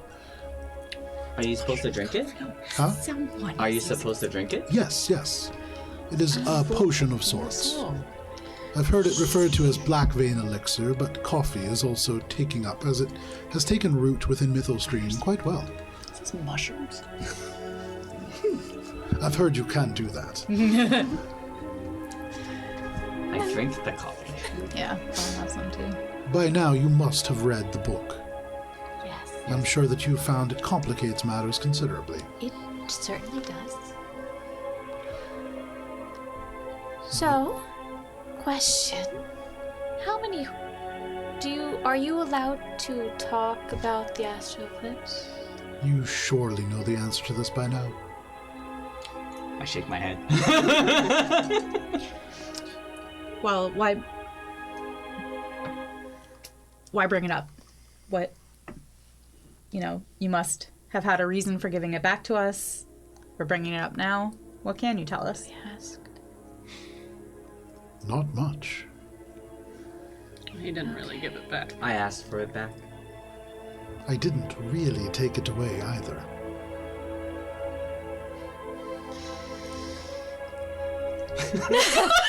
Yes, you did. Words mean things. No, he didn't. No, technically it was Cheshire. You handed it to him. Yeah. I handed him the book when he And asked for it, and he put it. didn't ask for it. Right. He never asked for it. He just said, gave "What it to you. book?" and you handed it to him. And then he hid it, and Because Right. he is under pact to not share information with us. oh damn. So we did that. My Right. head hurts. I'm sorry. I've been holding a grudge about that for a really long time. I have to. The perspective of mortals is limited. Yeah. You are forgiven. I feel like that's still a burn, but I'm having trouble seeing that right now. It's fine. We probably deserve it. Oh I boy. do have one question that you probably can't answer, but I feel like I'm going to ask it anyway. Before the deal, what was your relationship with Nithix? Minimal. So what made you go into that deal? A fascinating story. And one you can't share. I can make assumptions. We can all make assumptions Well, all day I think long. it's- I've made a really bunch good of them at it. upstairs. A mutual enemy, it seems. What assumptions do you have, Minka? Oh, the spire. Well, you needed to seal the area, and the Thix had the connection to the spire that amplified its powers. That's a very good assumption, Minka. So, therefore, to be the best person to seal the area, you'd have the most influence over it. That's an excellent assumption, Minka. At this point in time, Hirsim and Joe have merged. Has he said, damn, that's crazy? Damn, that's crazy. For a long time, I was under the impression that Nithix was sealed within the dome against his will. But the book now seems to suggest that he entered into it willingly as part of the alliance to seal someone else away. And again, we are talking Damn, to that's the crazy. one person who cannot answer our questions. Perhaps we should go find somebody else. Can you tell us if we're making it worse? Truth is always complicated. No. Because what would that mean? Every step has consequences. Some people will view them as good, some as bad. It's all a matter of perspective, really.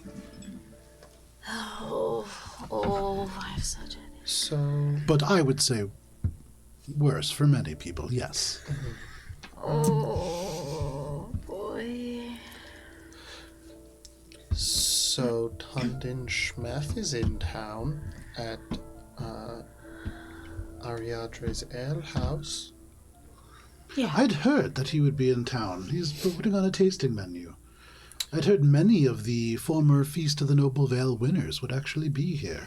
An important reason why I've returned. Some of them are quite entertaining to watch. In fact, and they actually kind of walk across the room and they crack the window open and they point and they say, there's one now, and like zooming across, you go through like the different like windows and corners, and you can see like marching along the road. There's like a wide berth that has been cleared for them. This little goblin that is goggles up. You can see they're wearing this like very nice clothes, but like badly damaged over the course of like experimentation. They are holding this big soup spoon, and they are dragging this little wooden wagon behind them on wheels that has a big cauldron in it. And you can see this other, like, much smaller creature that is, like, carrying just a single little baggie of something, like, along behind, a homunculus. And you see that and hear some kind of turns and says, if you haven't seen Gaki perform, I would highly recommend catching the show. I do remember that. Your voice was weird. I had a bit of a cold.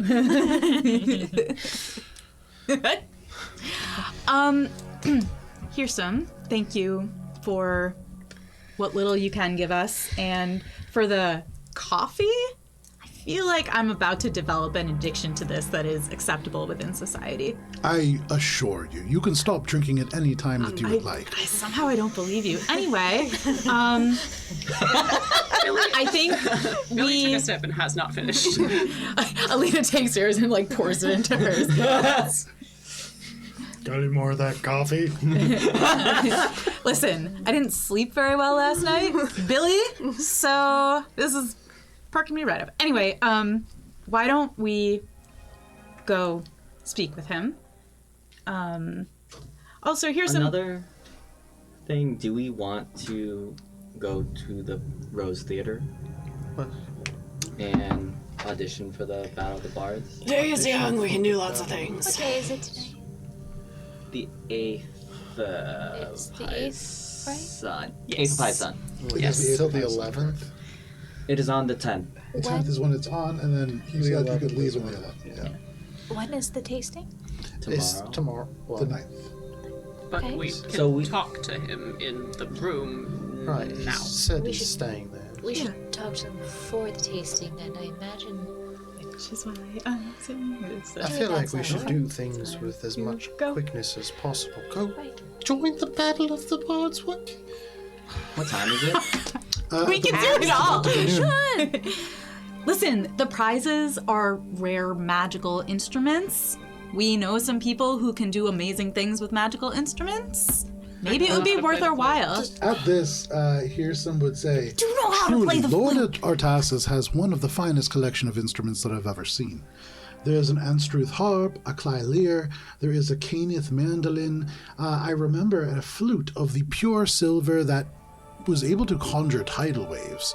I believe there's also a drum that looks rather mundane, but is quite interesting to play. Fantastic prizes. If we're here anyway, we might as well try to win an instrument of tremendous power, especially since weren't we just talking about if we're really heading into an extremely consequential battle? So, I want us all to be anywhere well else equipped. To go more quickly. We are stuck here waiting on Hearsome to finish the Battle of the Bards. Look, if we went, You're not stuck here waiting for me. You're welcome to leave anytime. but we Right, still but wouldn't Getting get there before he quicker. could- Yes, that's what I'm saying. So we might as well obtain a cool thing. We can win, right? Of course. Obviously. It's you on our team. Qualify first. And honestly, it sounds like fun. And we could do something like that instead of going into a dark place with everything trying to kill us. Have you met Ori? Dark and gloomy is kind of his thing. Ori, don't you play the flute? Little. This is perfect for you. I can Why don't- play any instrument. See? I'm really good at this. And she like whips out the hand drum that has been in her bag since day one. I'm really good at it. I can It's kind of my thing. I'm bad. Okay, and again, you can play the flute. I know, it's just really funny to see your reaction to it. Why don't we go have a conversation and then we can decide what to do next? What is this? I don't know what to do with my hands. Ori, if you are an enthusiast Maybe we of can the cast a flute, spell on you or something. the silver telling flute you, of she's no Ton Tamaid is really quite the artifact. Okay, well, I mean, we're stuck here. I just don't don't think I'm really Battle of the Bards level musician. You can dance with Minka. I don't. You can't leave your friends behind. No! Oh no! Well, my friends can dance, and if I don't dance, well, There's surely no friends of mine. Which means you're stuck. I'm assuming that I'm can done we- counting out gold pieces Yeah. at this point. Yeah. How much was in the bag left? No. That's a question for this one. Yeah. This is I our, thought we got- our gold keeper. I thought we divvied it up already. We Oh, got 6,029. There you go. Yeah. That's how much is left? for real. After Yes. like being within the memory drain and acquiring more gold from other places. Okay. Well, no, we specifically have 6,029 pieces left of the drow gold. After we got scammed. Yes, that is the current number of gold pieces that we have. Okay, everyone gets Yeah. 1,000 gold. 1,004 pieces of gold, and one person gets 1,005. No, I just 1,500. Yeah. The question was there a question? Do we play that gold has weight here? Is that the rules? Because if so, Billy's just going to give it right back to Alina. Like a truly ridiculous point. It's like, and then, this is you know, like you can't. So like 1,000 gold pieces. That's you're getting close to a cap there. Yeah. Billy just gives it right back to Alina. It's like you can just dole it out when we need it. Oh no, we You're don't allowed. have this much money. I think Ori mentioned running into issues when you have money, and we are in a city, so if you see anything you like, it'd be nice to have some gold. 1,000 gold pieces kind of comes out to about 180 pounds. So you're. in my haversack, it's nothing. Right? That's true. So everybody all in put there. on your character sheet how much money you just obtained. That's I'll easy be banker if you because- want me to, like in game, but Yeah. I'm not keeping track of everybody's money now. No. No, that's easy because I have very little to add to. Very good. Yeah. So to say like I had 5 silver. Okay. All right. Let's go then to the Rose Theater. The chef. No, shouldn't we go speak with the chef first? Does the auditions have a time slot? I like it here. I don't know why you're looking at me. I'm here to listen to the music, not play. But I would imagine that it would be sometime after lunch. Okay. Go have a conversation. We should probably just practice a little bit, and then but conversation first. I imagine rehearsals will begin, or auditions will begin, after Gaki's performance, as she has taken up residence within the Performers Association. Performers, I gotta look up what it's called. Petrichor Performers Guild. Yeah, but they have it's not the cafeteria. Association. Oh, They have But it they is have like a residency their program. cafeteria. Their the chef Bard's in Banquet. residence. so okay. All right. Well, Ariadre's then. Yeah. You're making your way over? All right. Can we, over? You make your way As we over. maybe go over, Place can we start talk a little to bit and the- just talk about Yeah. what we want to play in the audition? For you, Billy and Ori, you're walking the same route that you just walked, kind of along the canal, and you know that you'll walk through this kind of like town square again. The crowd is dispersed a little bit. It's still the same number of people, but more evenly spread, not gathered around the central stage. So you're not getting a ton of looks, and you notice the sort of like enchanted glow that many of these people have is gone. They're kind of going about their normal business and things like that. But as you do cross into the town square, you do come across, almost at like opposite 90-degree angles, this little goblin who has a number of people now following behind, almost like this. If they had pitchforks, it would be an angry mob, but it really just looks like a worried mob that's kind of like formed behind her. And she's making her way in the direction of the stage that Tundon had taken up to perform. And you can see she's like lugging this big kind of cauldron up and onto the stage. Are you all stopping to watch this sort of thing, or are you just going to continue right along? Billy's on a mission now. That Yeah, there's a time scale. I want to stop and watch, but also, No problem. mission. You make your way through. Do you want to Cheshire? watch? Cheshire. Sorry. You want to watch? Yeah. I mean, how long is this? I mean, this performance gonna be? isn't probably gonna be long. Performance. You can see this goblin, like, they have the singed nice clothing, the some rolled up soup. cuffs, Here huge it tool is. belt. They like take this like big spoon off the tool belt and they like use it to wedge the big cauldron up and onto the stage. And they kind of turn around. They look like they're like ready to go, so probably not super long. Okay. If I see Cheshire kind of holding back, like wanting to watch, Alina will like grab Ori and be like, "Come on, she wants to watch." Okay. It's a couple of minutes and then. All right. So you are in the ring. And in this moment, there are some people who are kind of gathered here. We do have our crowd socializing. Billy wants nothing to do with chefs after the end of Petrichor. So you see Gaki, this little goblin, kind of go up to the edge of the stage now. Their cauldron is there. And they take the spoon and they tap it once and they tap it twice and they tap it a third time. And on the third tap, there is this loud screech of almost like a microphone feedback. And they go, "Hello? Hello, Petrichor? Hey, Petrichor, I'm Gaki, the gastro enthusiast, and I'm here today to blow your taste buds out of your mouth. I'll be at the bar's banquet for the next 2 days. It's time to show you what I can do." And she turns and gestures the spoon towards this cauldron, and there is instantly a poof. And Gaki goes over, and people are like gathered around now. People are kind of like laughing. They throw ingredients in, and you can hear Gaki from like far, not like broadcast now. She's just shouting. Taters, clams, and powder. Show me the chowder. Fire and water and goo makes a mighty stew.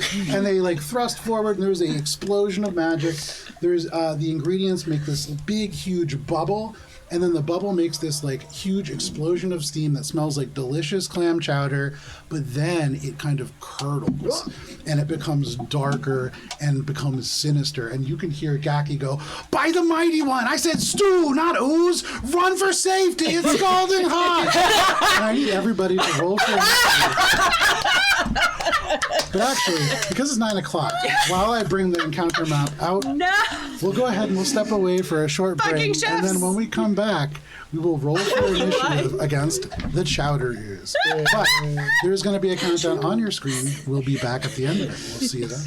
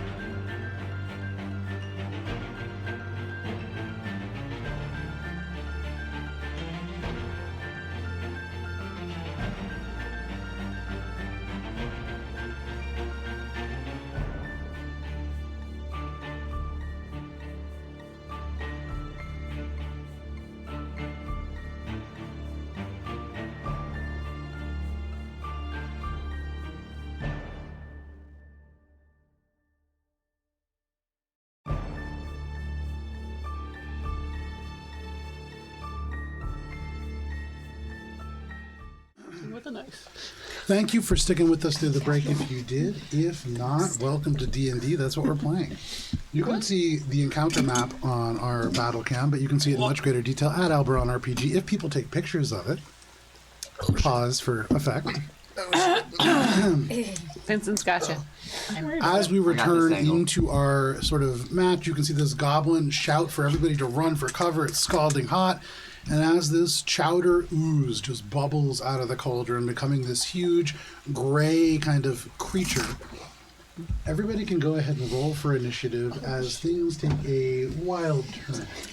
Also, I again, think it's not to time. be the person that throws her friends into danger, but when should Alina and I make saving throws? God damn it. 1 second here. Saving throws against what? Exhaustion. Surely not yet. Why would you need to make saving throws? Because You haven't neither slept. of us slept well. Cool. Relatively soon, but after the encounter. This is a good Okay. place to get a natural one. Ooh, that's unfortunate. Because I got a natural one on my initiative. We I don't didn't. think I know how exhaustion works. We didn't so I get can a cover it we up. didn't get a Alright, longer short chowder rest, ooze. and you start rolling saving throws. Against exhaustion. Okay, so for initiative, anybody natural 20? 25 to 20. Wait, I should probably roll mine. Okay. Nope. 20 to 15. 17. 16. Cheshire. 16 for Valis. That's impressive. All right, 15 to 10. 12. 12 for Dobby. Okay, 10 to 5. 8. Wow. Oh no. 8 for. We have a res, Who's 8? Rez always goes after me now. but I'm just making sure yeah. res exists. Rez. He is around, And then yeah. 6 was Ori. Yes. Oh, Alrighty. you got a wheel. Another one? All right, so the way that this works Oh, I don't know this person. Cheshire is starting us off, followed by Valis, followed by Billy, then Minka, then Alina, then Rez, then Ori, then with a natural 1, the Chowderoos, and then everybody else, including Gaki, is going to go in initiative order 0. So, This new person says the choose encounter. the choose encounter. I like Wheel that. for choose encounter. So, let me just turn the music down a little bit. Thank you, Monument, for your battle music. We're going to go ahead and jump right into this encounter. Cheshire, you can see this chowdery ooze begins to bubble out of the cauldron. Gaki yells for people to run. What do you want to do? You can see there's a crowd here. People were watching this and are now like turning. Not everybody is taking this as like a dire threat. It is, after all, just boiling over clam chowder. But you can see it like moves with this sentience that you've seen in oozes before. What do you want to do? It's like right in front of where I am, roughly. Like, am I lined up mostly? Yeah, you can see it. Okay. I am going to cast slow. Okay. You gotta let it No, simmer. you can't get away. Stay and watch. What kind of save is that? It's a wisdom Witness. saving throw. That is not good. That is only going to be a 6. And it's going to be up to 6 creatures of my choice within a 40-foot cube. So who else are you affecting with this? This is your cube. Just plop it right on the middle and hit a bunch of randos. Like this? Yeah. Who else are you getting? 2, 3, 4. You might be able to get this this guy here if you scooch it like that way a little It's bit. up to? Yeah. Up to 6. Yeah, if you go like So that. is it mandatory 6? But why would you not use Right. this? It's Cheshire, of course it is. I mean, yeah. No wasted magic in this household. It's a finite resource. You eat every last bit. 2 and 2. Okay. Okay, so all Starving children 6. in Mistletree You're gonna would roll kill for for the that magic. citizens. What is the DC on that? 18. Well, 2 of them actually succeed. Kind of shrugging off this slow effect, and then Gaki, who is the only one who has like an actual decent shot at this, 19. And so Gaki is able to save as well. And so job, you do see the slow across, and this individual, sort of this chowder ooze, little bits of pink sparkle into the ooze itself. It and then slows as these sparkles kind of roll in and seem to clog the already congealing mass up. It is slowed. Some of these individuals are slowed. Anything else, Cheshire? And then I want to move back to the building line. Okay. But yeah, basically just straight back. So you move back to the building line where all these doors have just been slammed as people flee inside. No problem, Cheshire. That is your turn, Valis. What would you like to do? Billy, you're on deck. Alright, I am going to look delicious in front of this ooze. Okay. So I'm gonna move 1, 2, 3, 4, 5, 6. Okay. And then phase step right in front of it. Like that. Okay. And take the dodge action. You phase step up to within 10 feet of it, and the smell hits you. Can you make a Constitution saving throw, please? Oh dear. It smells so good. Are you compelled to eat those? Oh god. Oh no. It's Oh, no. Billy wanting to swim in mud all over again. 14. 14 with the 14, the smell is revolting. This is just rotting clams that is kind of like moldering over heat. And as it hits you, you can't help yourself. You feel your stomach rise up. All the beer that you drank for breakfast just rushes up your throat and out your mouth. my coffee. You are poisoned until the end of your next turn, which means you have disadvantage on attack rolls and saving throws. And that is the sort of symbolic of you just throwing up repeatedly in this moment. Could I not? Not Shouldn't have had that dodge coffee. and instead lay on hands, cure poison myself because I don't feel like it. You absolutely can. Yeah. All right, So like, in can this I not? moment, as you start to throw up, like vomit coming out of your mouth, you just grab at your throat, Lay on and hands. just force it to go back down. It is the most revolting lay on hands that has ever existed. But I'm just picturing you you go- stop yourself from throwing up. As I do that, I turn back and look at Gaki. Like you made looks at you and just free action. She just goes, "It's not supposed to be like that." But that is your turn. Yeah. That brings us to Billy. Minka, you're on deck. All right. Billy rolls her eyes. Free action. Yep. I always just assume that that's your opening move, honestly. Cool. We're gonna take a page out of Valis's book. We're gonna go 1, 2, A lot of pages missing from that book. 5, 6. One Misty Step. All right. Okay. And then we're going to Blooming Blade. All right.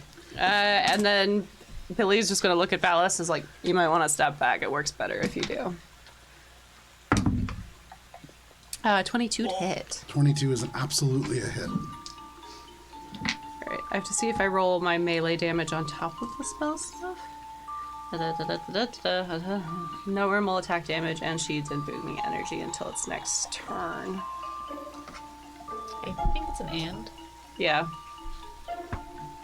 I'm just trying to. Are It's you asking about the booming damage? The damage doesn't on peak. hit. On Yeah, hit. Yes. I was just making sure it was on hit and when they move. when they move. And you know, how many bardics do I have left? Because I didn't sleep. We're gonna burn a bardic as well, just to make this a defensive flourish, because I don't want to die.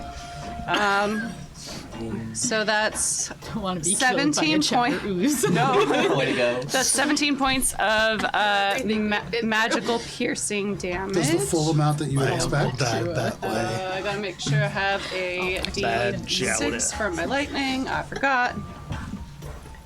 4 points of lightning damage. Does the full amount that you'd expect. 24 rounds. And then 9 points of thunder damage. Okay. as rotten as the And a clams that single get 'em in.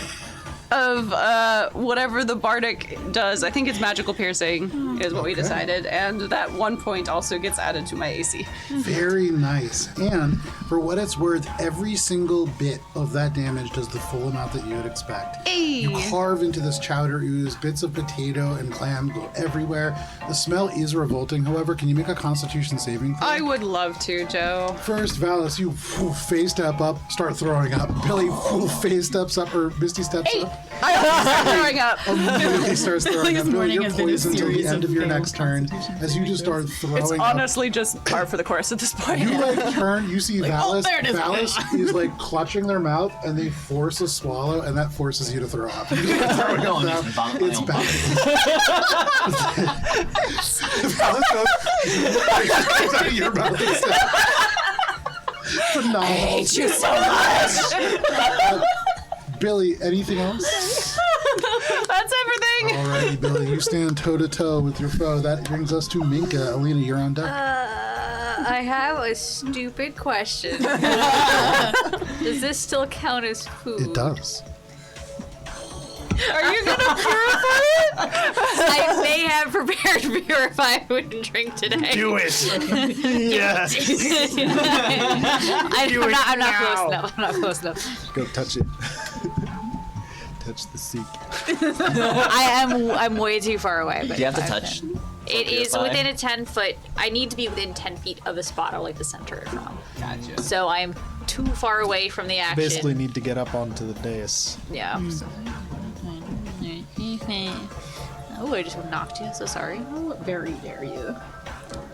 No, move forward. I still have an eye line. Yeah, you do. It's a very that size. It is a towering 10-foot bubbling just mound of ooze now. I'm going to channel the archer. So hang on. Okay, so I'm gonna channel the archer, which allows me to get one shot with a bonus action on the channeling of radiant energy. And I'll take the shot against the ooze, Okay. and then we'll see where that leaves us for part 2 of this adventure. Oh, that was almost so good. And then it wasn't. Started from the bottom, now we're here. Yeah, dang. Does a Started at the bottom. 12 hit? A 12 with the slow condition in effect does hit. Wow. Just barely. And as it does with this radiant damage that ripples through it, you see the kind of overwhelming smell of this like foul, rotten chowder suddenly blink clean. And for you, Valis, and for you, Billy, the poison condition ends. Hey, thank God. This chowder no longer rotten. In fact, you smell fresh clams, you smell cream, you smell potatoes. This is an actual chowder. Still sentient, still attacking. I'm delicious. Not rotten. Is this from The just radiant damage it's Oh, about radiant. to deal. Oh, okay. Yes. Yeah. So go ahead, roll damage. It is no longer It is rotten. a total It is radiant gland. 11 radiant damage. 11 radiant damage deals a full amount, and it forces this ooze to shift into its radiant chowder form. Oh no! What does this mean? Extra bright. You can see these clam pieces, they almost rise up. Divine flavor held within. There is some effect to this, certainly, but you're unaware of what it is yet. It's gonna heal itself. Anything else? Mika was about to do more radiant damage, but now she's deeply concerned about what's happening to the ooze, especially with 2 allies so close. So instead, I think we made a god. is this like 10 feet up? Yeah, right about 15 feet up. About 15 feet. I was gonna try to climb in a box to see if I can. It would be an eventually- athletics check to jump and then haul yourself up if you want to do Right, that. that is not my forte. So instead, I thought you can fly. I can, but I can only do so many things. I can only channel so many things at a time. So I will I will dash. Okay. 15, 20, 25. No. 13. I can get there. I did not. I shot out the radiant arrow. I was going to guiding bolt it, but now seeing it become like weirdly empowered Anything by else, it, Minka? I'm concerned. Divine flavor. That was my action, bonus action, and movement, so I'm good. Alrighty, that brings us to you, Alina and Rez, or you're on deck. All right, Alina's like, fucking chowder ooze, and she's going to launch herself up. She doesn't need to fly in order to Eldritch Blast the chowder ooze, but it's just on principle, you know? Yeah, it feels better for sure. Yeah. Would you mind, can you pass me the white flying Yes. stick? 35 feet all the way up in the air. Just, an abomination. The Absolutely. worst they've encountered so far. Eldritch Blast. Pew, pew, pew. Make your attack rolls. Doing it. Eldritch Chowder. Eldritch Chowder. If it takes on aspect or whatever hits it, this is gonna be a weird fight. We just discussed. Oh wait, sorry. First, I am going to cast. That's the final shower. Oh, never mind. I can't do that. All right.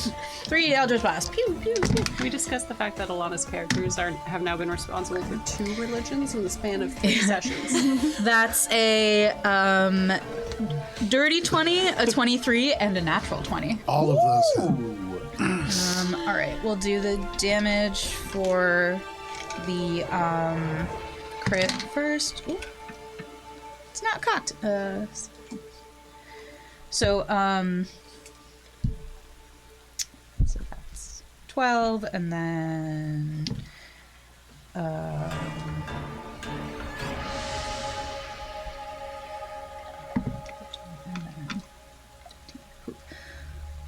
so 30 points of force damage, and 4 fire. Okay. The 30 points of force damage do the amount that you would expect. You can see there are just huge bursts of chowder that explode out. Valis, you are sprayed with, luckily, fresh clams. It actually smells really appetizing. You can smell bay leaf and like rich spices. But aside from that, it is quite hot. And then how much fire? I'm sorry, I didn't think about that. 4. It only deals about half as much as you would expect for fire, and as the fire strikes it, it loses its radiant glow and begins to bubble and boil. Sorry, and everyone. Suddenly, it changes from its radiant form to its fire form, as this now just roils and boils, and you imagine will deal fire damage in addition to its regular chowder damage. And then Lena goes, watch out!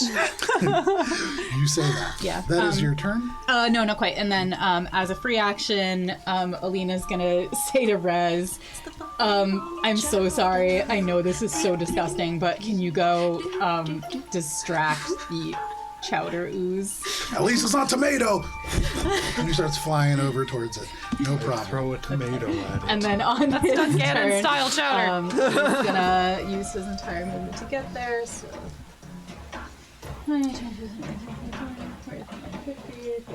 60, 65, and then I guess the rest of it will just be to get up here. Okay. Yacky. Flies as quick as they can, just like over top this little tiny goblin. Anything else for us? No. All right then, Ori, you are up. Then the chowder goes. I'm gonna go over to one of the tables here where folks are starting to kind of, disperse. Yeah, right? people are like getting ready to run. Any good-looking stuff to nab? Bonus action, eye for detail. Sure. Yeah, make a bonus action eye for detail. Look around. Priorities. Make a check for anything. Cheshire, are you proud in this moment or disappointed? Both yes and no, and all of it together. That's My baby boys are grown up, but now? There is a table that you can see the owner, a water genasi, has picked up a air genasi actually, has picked up most of the good stuff, but there are a couple pieces of aquamarine that have been left behind in the shape of these little sort of, like, they're called cabochons. They're like designed to be put into jewelry. They're just these raw kind of circular cuts that need a little bit more work to get them to be refined. But there's a handful of them that have been just left scattered out on the table. It's perfect for your Which new dog. table? Where are you here? The big one that is right in front of that guy that looks like he's punching now. Cool. Perfect. I'm gonna kind of sidle up to that and lean onto it, scoop the things in And if possible, within that, I would kind of like take a half trying shot at the Chowder and be like, "You guys got this." Is it a bonus action attack? No, because it would have been bonus action perception Okay. to find the things. So I guess sleight of hand, and then I won't actually take the Okay, shot. But no worries. I'll prepare the shot. No problem. Make a sleight of hand check. But I'm gonna Drop pocket the- these about the things transient nature of as I come in. capitalism and possession. It's so true. They grow up so fast. 15. With a 15, you swipe up 4 of the 5 in one deft swoop. You just go by, and there's only one left. Each of these is a aquamarine piece that is worth about 10 gold pieces. So no problem. You swipe them in, and then where are you ending? At the end of that table there. Okay, Yeah. no worries. And like You just lining got up the paid shot. and you want more? That is your turn. Agreed. That brings us to How the it Chowder. works. So slowed, this thing like can only move half of its speed. Correct. Correct. That's unfortunate because it's only got 10 feet. That means, but Nice. it is going to roll 5 feet forward. It's gonna on take to- damage. Yes, the boom, correct. So first, let's resolve that as it rolls onto Valis. Make it into a lightning ooze. 17 points of thunder damage. 17 points of thunder damage. Just you can see the ooze just reverberates. Pieces are splattered off, and that is the full amount that you would expect. This ooze, like bubbling, roiling, and even in slow motion, you can see little bits of clams. Like it's almost sad. You can like imagine like Ave Maria as they just fall down to the ground with just shedding clams and potatoes. They're looking kind of hurt, but they roll over you, Valis. And as they do, can you make a dexterity saving throw? And I'll say, as they're slowed, go ahead and make it at advantage. Ooh. Thanks, Dasher. It's like the molasses flood coming for you. Yeah, it is truly the molasses flood. Pretty sure that I am. Part of Austin I'm Powers not where the gonna- I'm little pretty sure I'm cooked.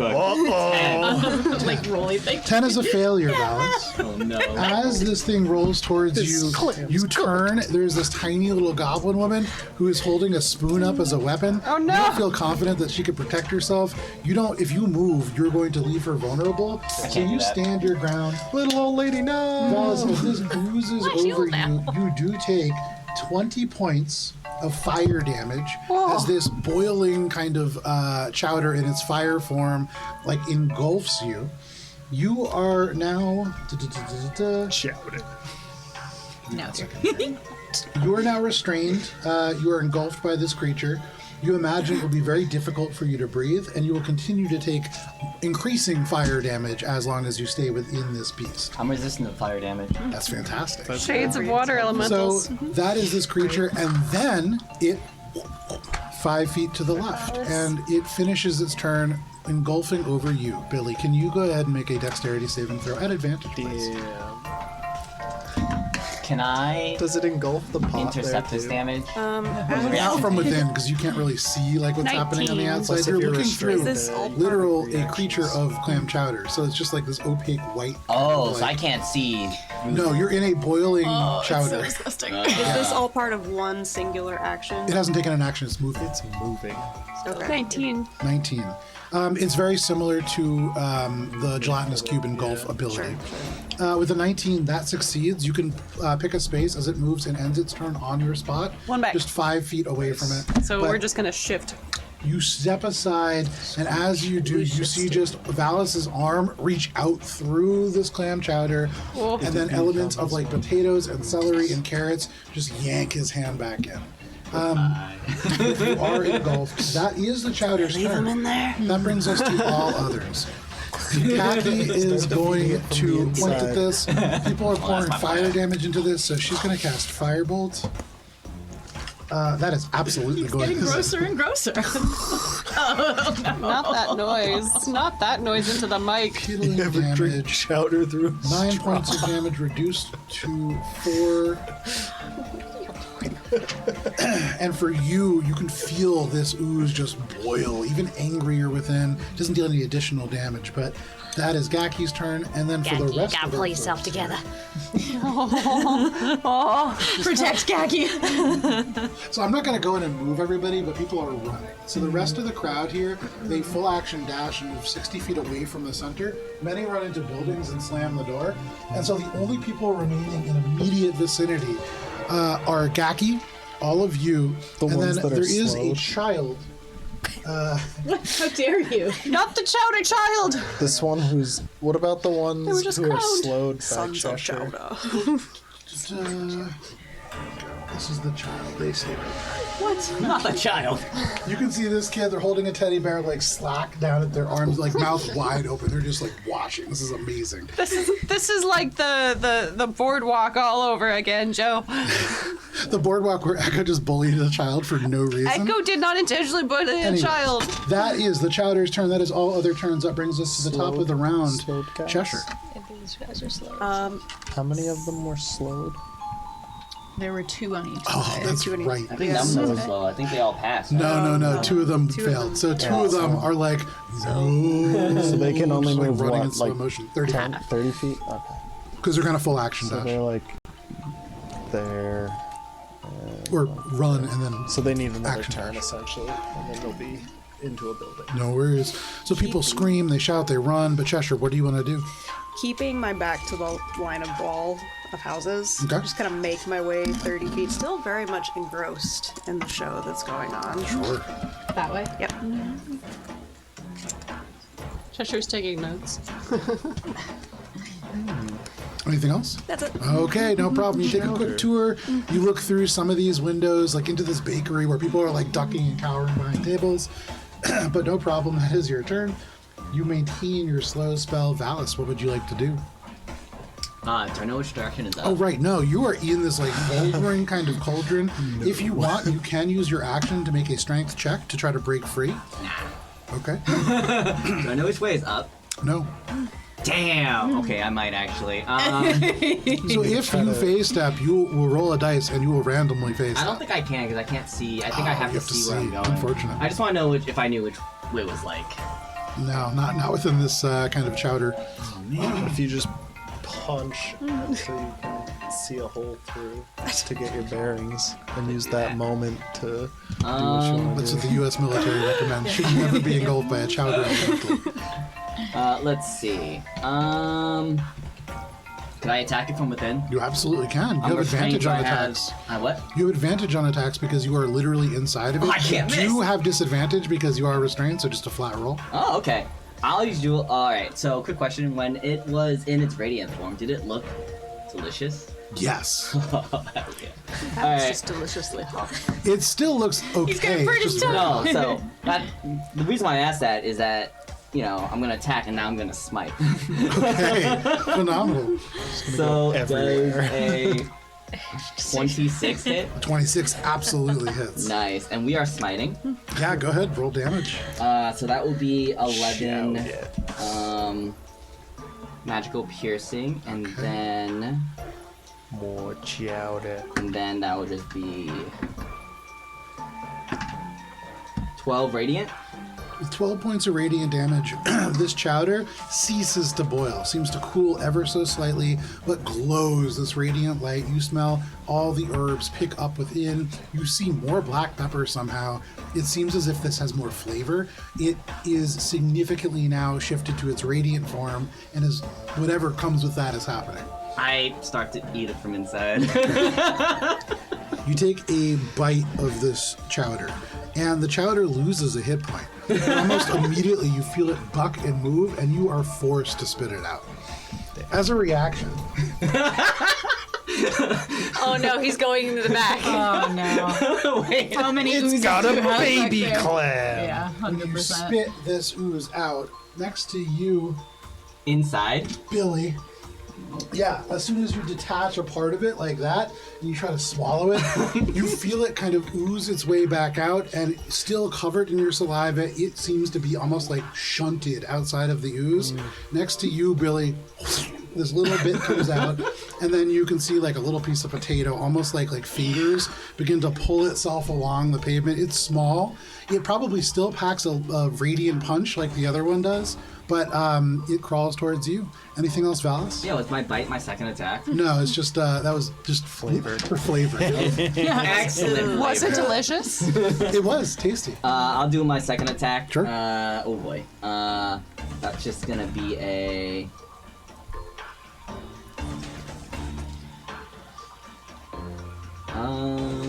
11 to hit. 11 with slow hits. Nice. That is a meets and beats it. Alright, I think I'll just smite it again, just Okay. because I can. For old time's sake. For old time's sake. Alright, so, that'll be this guy. 11 magical slashing, and...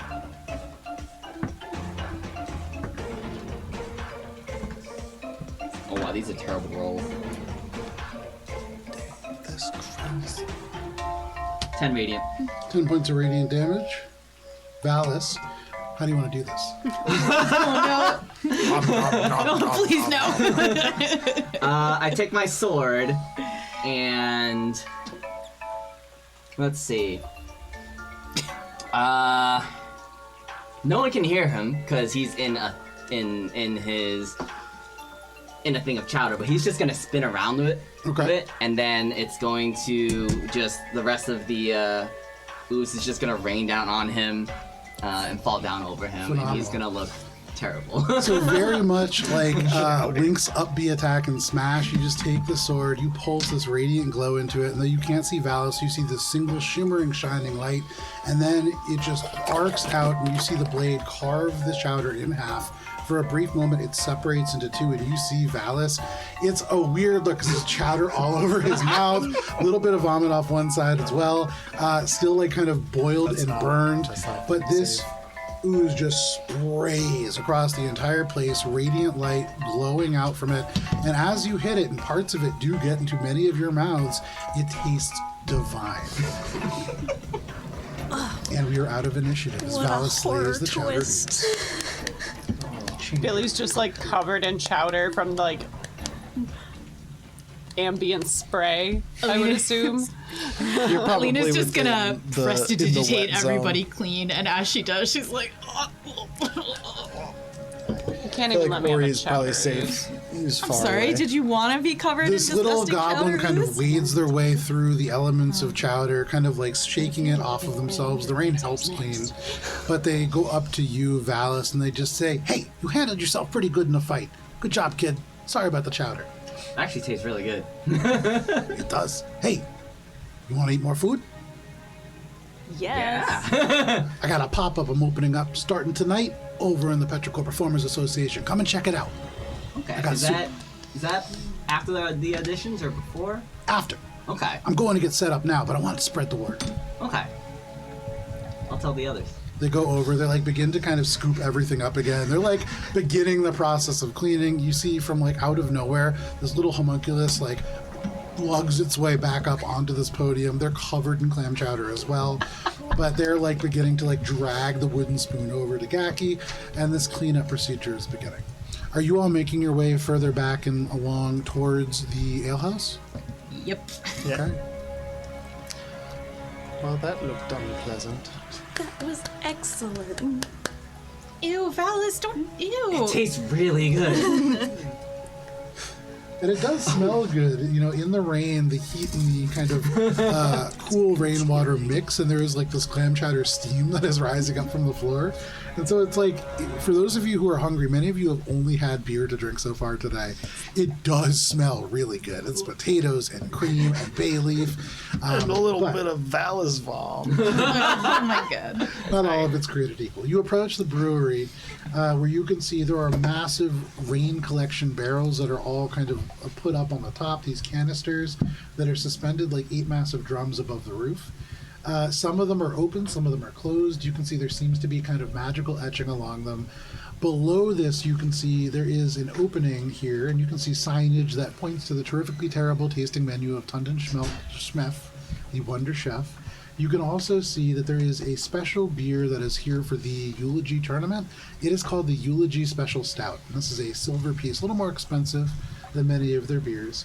But at the moment, you can see the door is open and kind of working within this space. Their hat off at the moment, but still dressed all in pink, is Tunda. And they are kind of humming to themselves as they go about setting up tables in nice organized rows, pink runners, very nice like glass silverware and plates that are all like clear. But setting this up, you can see like little bits of herbs and things hanging from the ceiling. What are you all doing? I buy a round for the party Oh, okay. So you go up. of you can the see this, eulogy stout. Sure. To the right, there is this curved bar and this grung who is sitting behind it. You can see there is like a delivery window as well, but that's closed. The grung turns around and kind of sees all of you and just goes, "Oh, what can I get for all of you?" I would go straight over to Tundon. Oh, nothing. Okay. 7 eulogy stouts, 7 eulogy stouts. and I'll hand them a gold. Oh, thank you. Thank you for this. Are you in town for the tournament? Yes.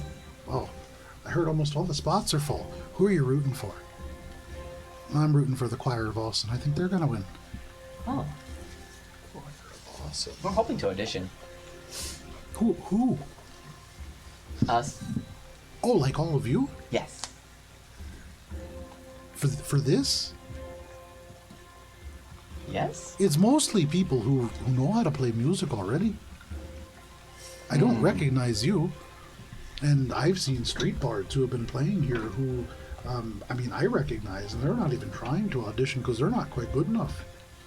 No offense, maybe you're fine, but even the Ganon Bards, the Brass Symphony I've seen, Inago's troupe is in town.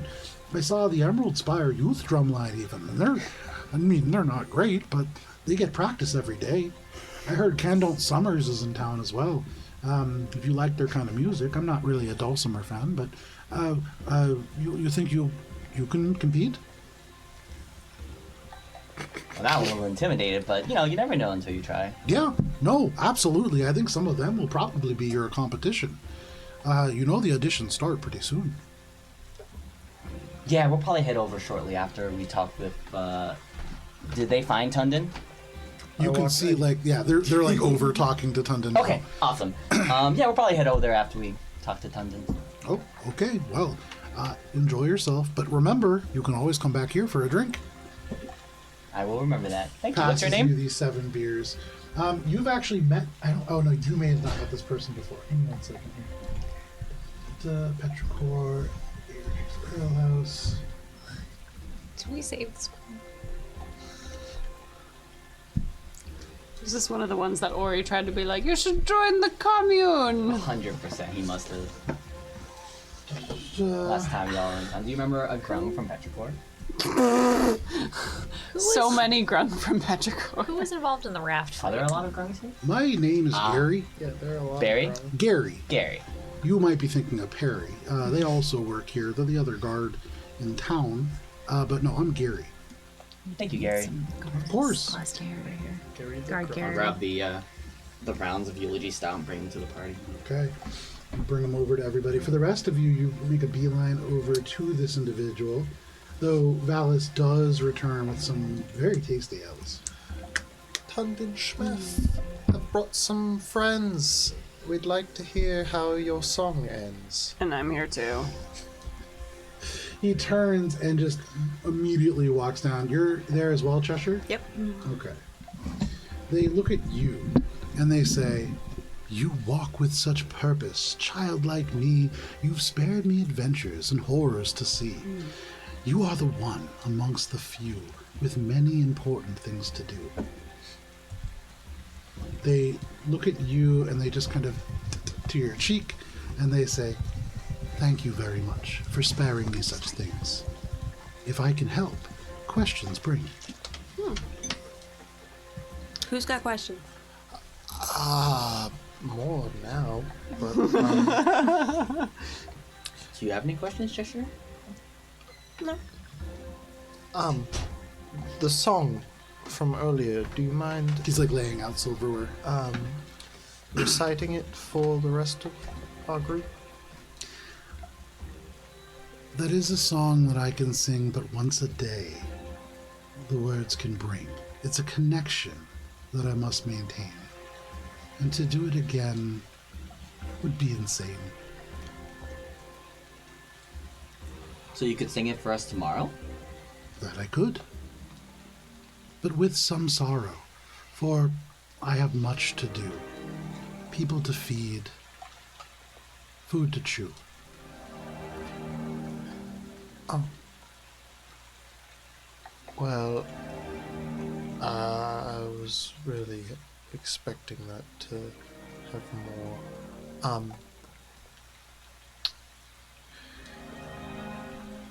What did you mean when you said to Cheshire that... Do you know Cheshire? One is many, many is all. So I can fill you in on what I think. Which actually, you've never been to Derby, have you? No. And yes, Yes. Okay. but also no. Right. Yes. And also, yes. Yes. Right. I think I get it. Okay. Good, because I don't. Do you?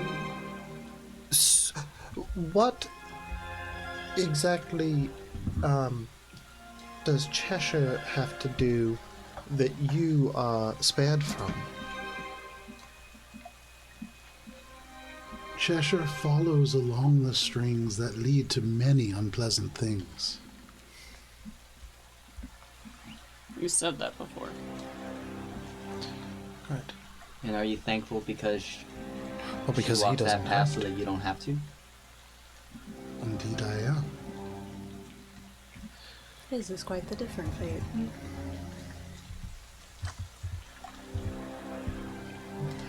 Did you choose cooking? I've found some whimsy to play my tune from making magic out of food. But as I chop and cut and dice, a spell I weave, mana I splice, and just as a menu runs its course, each move I make is well informed. I learned myself, but taught as well. It's hard to remember, but ain't that swell? He puts like the final fork down, and he goes about and takes this big bag of like dried flowers out and begins to like look around the ceiling and like tie them off into small bundles. I go to Cheshire and whisper to Cheshire, "You used to be a doll? What? A doll?"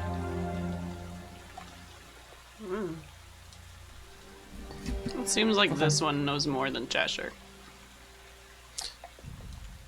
Are you older? How does this work? You're asking the wrong person. I'm asking him. The strings that Cheshire follows, were these strings laid out by the one who guides you? So, a couple things. First, Billy asked this question, are you older than Cheshire? And they say, I am older, this is true.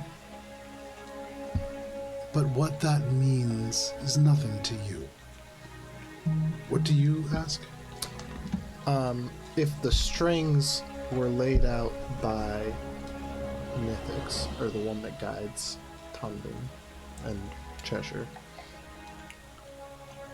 The strings you see, or perhaps you don't, are part of something much larger. There's this long kind of pause, and then they say, and Ori, make a perception check with your eye for detail. 19. Every now and then, this person speaks in rhymes. That's weird, and that's something that like most people do not do. Every now and then he doesn't, and you're starting to sense that there's a pattern there. What that is, with a 19, not quite able to pick up on what that is, but there's a pattern to the way in which they're doing that. But they regard you for a little bit, and your question again was, sorry. Were the strings laid out by the one that guides you? Right. And they responded.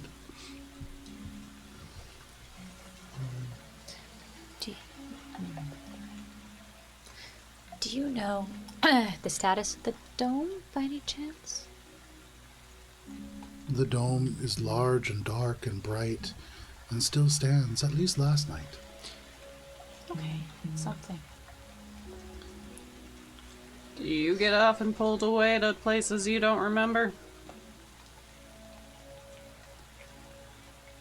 The place that I most often go is the place that no one knows.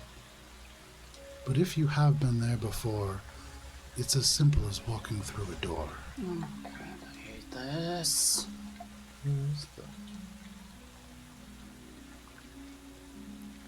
This is worse than Hey. talking to Hearsum. Hey, Cheshire. If it's me you want to see, you'll often find me in Epiphany. Is that It's one of the four actual conditional place, cities. or- Epiphany is, for most of you, would have heard of it, but very few of you would know anything about it even being concretely real. Epiphany is a rumored town that can only be reached by people who have been there before.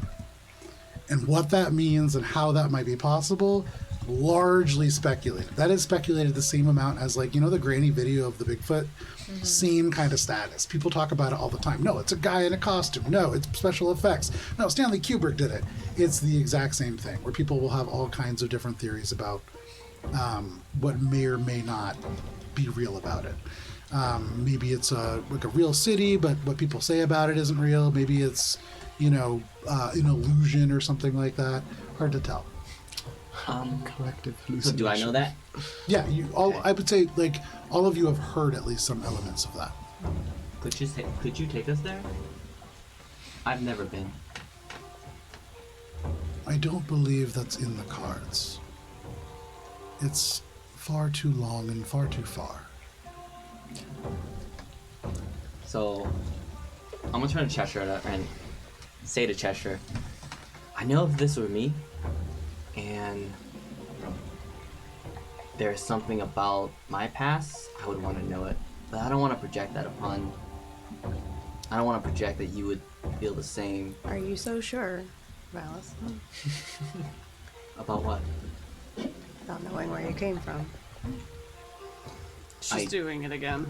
I don't. And You that's can see why... Tumden has, like, gathered some coals on a table, and he's, like, lighting a little fire on one of the tables now. Do I know where I came from? Which village it is? Do I have that memory? What, Epiphany? No. Like, just general knowledge of what village I grew up in, because now I'm thinking about it, and I'm not sure if I actually know that. No. You would not remember that. Damn. That's great. I would say that it's been a long time since you've been there. So part of it is just, like, you know, time. It's unclear, even if you had your memories, how much you would really remember that town. You have, like, the same way that as you as a child remember your childhood, like, home from the ages of, like, maybe 4 to 6. There's, like, flashes that may or may not even be real.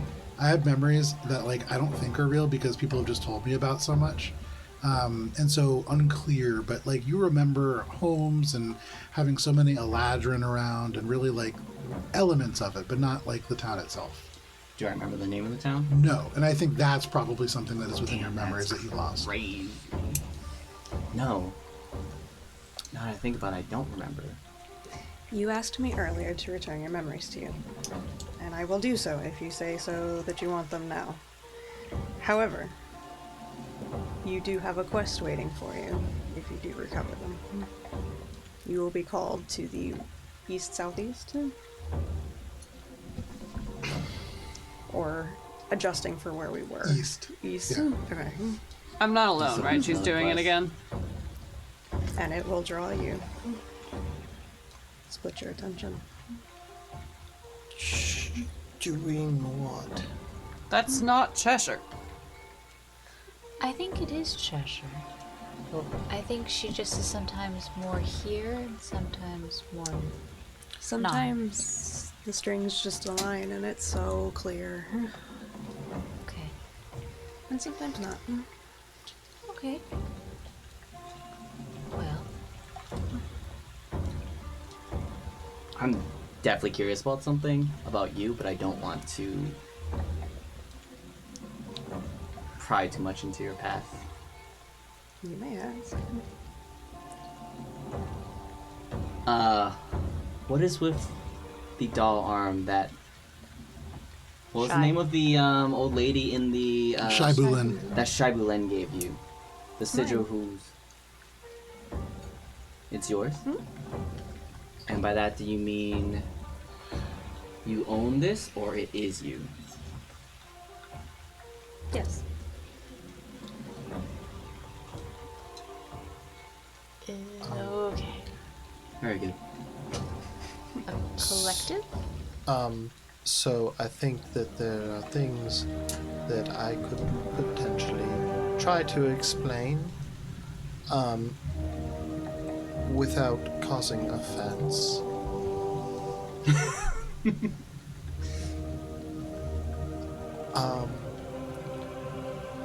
I believe that Cheshire and Tundin are dolls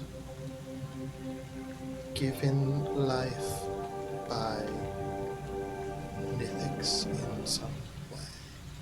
Is that is that offensive? Why would that be offensive? Is that true? The truth is complicated. But is that like kind of true? It's complicated. Is there a danger, and I'll turn to Wonderschmef at this, is there a danger? You can see like they're like face down on the table, eyes like wondrously looking at these three like pieces of charcoal that are smoldering away. And he's just enraptured in this, the smoke rising up and touching these dried herbs. But his eyes flick over to you, and what are you saying? So Wonderchef in Cheshire, is there any danger that of you becoming dolls again and losing this life you were given? There would only be a danger if that state would be some stranger, but to me, and to Cheshire too, it's something familiar, not something new. These don't feel like answers. I mean, what is death really?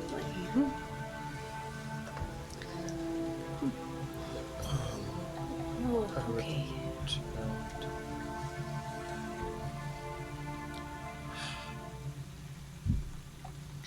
Ori's thinking about like we've experienced this before in the woods with the hags, the circle of life, life and death down in and it seems like there's some thread there that is there's an element of that going on with Cheshire and Tundin, where we're looking at this from like a good versus evil perspective, where Nithix is the dark one and we have to stop him, but it seems more like it's sort of entropy, where things have been in this stasis held by the pact for so long that now it's like chaos is starting to build up and shake things up after this age of peace, and reestablishing a status quo in that way, and then kind of bringing things back into an equilibrium where it's been out of whack for so long, even though it's been out of whack in a more passive way. As you think these thoughts and you look at Cheshire and Tundin, you think about Nithix, and yeah, he's called the Dark One in all this literature, and you've been regarding him as evil. But when you think about a god of chaos, and you look at Cheshire, who is just this pink, sometimes just doesn't even do anything in combat, will just like sit and kind of whistle off in the corner, occasionally will literally save the entire day, just casually on a whim. Very chaotic what you'll get from Cheshire. And you look at Tundin, who at this moment goes, it's done. And they go and like reach into the coals and peel the coals back to reveal like succulent, well-roasted chicken underneath what was actually a banana leaf that had blackened within the embers, and then reach down and take the dried, like little bits of sprigs, and crush it on top of this chicken to provide like this smoked dried seasoning. Take a little pinch of salt, and they just like take a very delicate bite, add a little bit more salt, and like are experimenting in this space, but very chaotic. Have like mixed the decor and the food and the entertainment into this one experience. There isn't anything that is overtly evil about either of these two, Right. but there's nothing good either. This is truly Right. the most neutral pair of people Right. that you could possibly imagine. There is absolutely something within what you were saying. Ori thinks about this but doesn't say anything No about problem. it because You do. at the moment it seems everyone's kind of talking about other things. Does anybody have anything else to say? I think I need time to process the amount of information we have been given. I don't think I'll ever be able to process it all. I just keep getting more confused. I'm not alone. Just want to stab somebody again. By the way, why did you stab me? Does Billy remember that? No. I would remember that. You stabbed me in the basement. I would remember that. Kinky?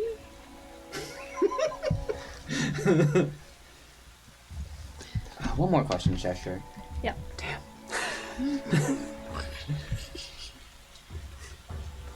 What do you want? And I ask that as a friend because I want to try to help you, especially since you've helped me so much and are going to help me with the memories that I've found. We have a job, and I want to get it done. We as in we, or we as in... Okay. Okay. Very good. Is it the job we think we're doing? We're working on it. Do you know what the job is? No.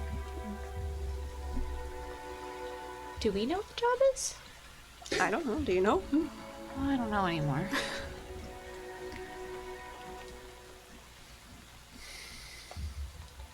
At this, Tundon would look up and just say, "If you seek to accomplish things, simply follow all the strings."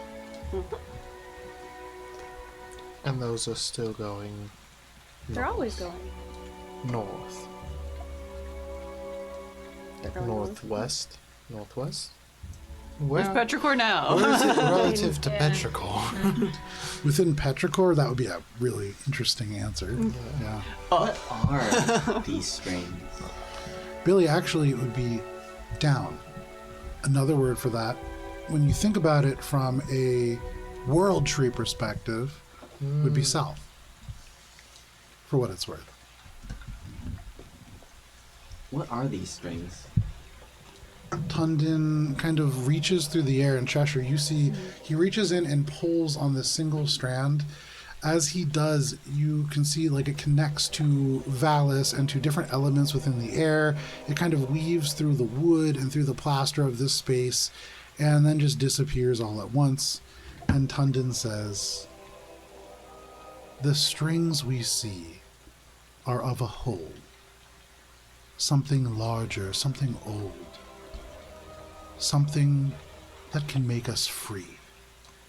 Something that is called the weave." And I know what the weave is, right? Yeah, the weave is the Alright. source of all magic. Is the weave Oh. common knowledge? The weave is common knowledge in that, like, the goddess Mistra wove magic into the earth, and many spellcasters refer to the weave as like the kind of like ambiguous source of magic. Fewer people know like this is sort of like a tapestry of currents and channels and ley lines that can be manipulated to make magic happen. Even fewer people if anyone, to your knowledge, can visualize it. So it's or it's like saying the completely fabric of removed. reality, Yes. and having some people be like, "Oh yeah, the fabric of reality," but other people being like, "No, the fabric of reality," and a Very third one much. being like, "Yeah, it's right there." Yeah. But they're like holding it. Yeah. And Ori's removed from it, right? In what way? The weave. No. Someone said something about not. That was more in passing, like a mage using the weave as a way to insult you. In the same way that somebody might be like, "Oh, you're removed from culture, aren't you?" Like, You're just cut from a different cloth. Damn. Yeah, I not the thought magic he claw. was being a dick for different another reason. reason. Still just being a dick. Yeah. Damn. Multiple levels of being a dick. Any other questions for Tundon, who is like kind of lost in this culinary adventure now? They're beginning to take sugar and like sort it into small piles and adding these little kind of like elements of flavoring to each pile.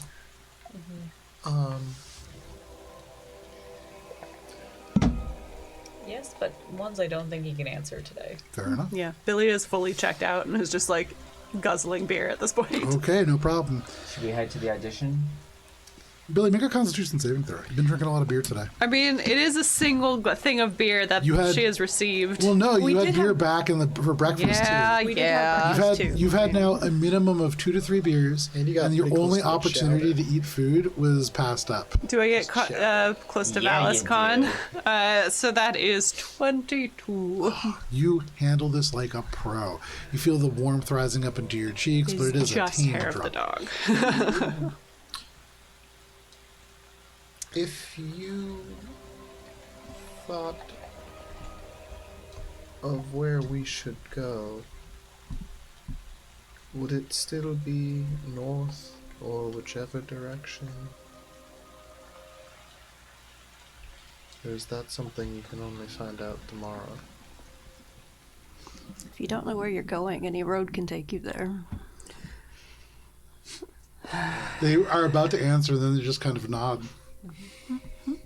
Well, ideally we'll be going north, but I don't know because with Petrichor being in a different, I don't know how that works. So the metaphorical north being the dome, I think nothing has changed.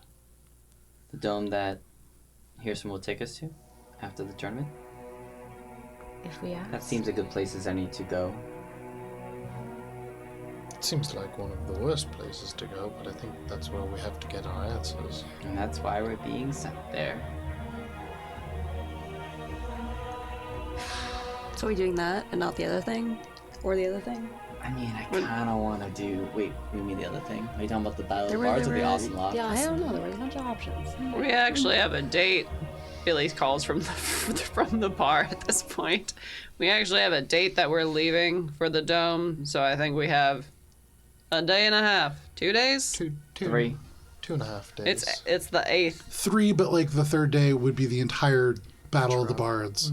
So like if you're competing, that day is kind of spoken for. Really, you have like today and tomorrow, then the Battle of the Bards, and then you would be leaving the next day. 2.5 days until we have to leave.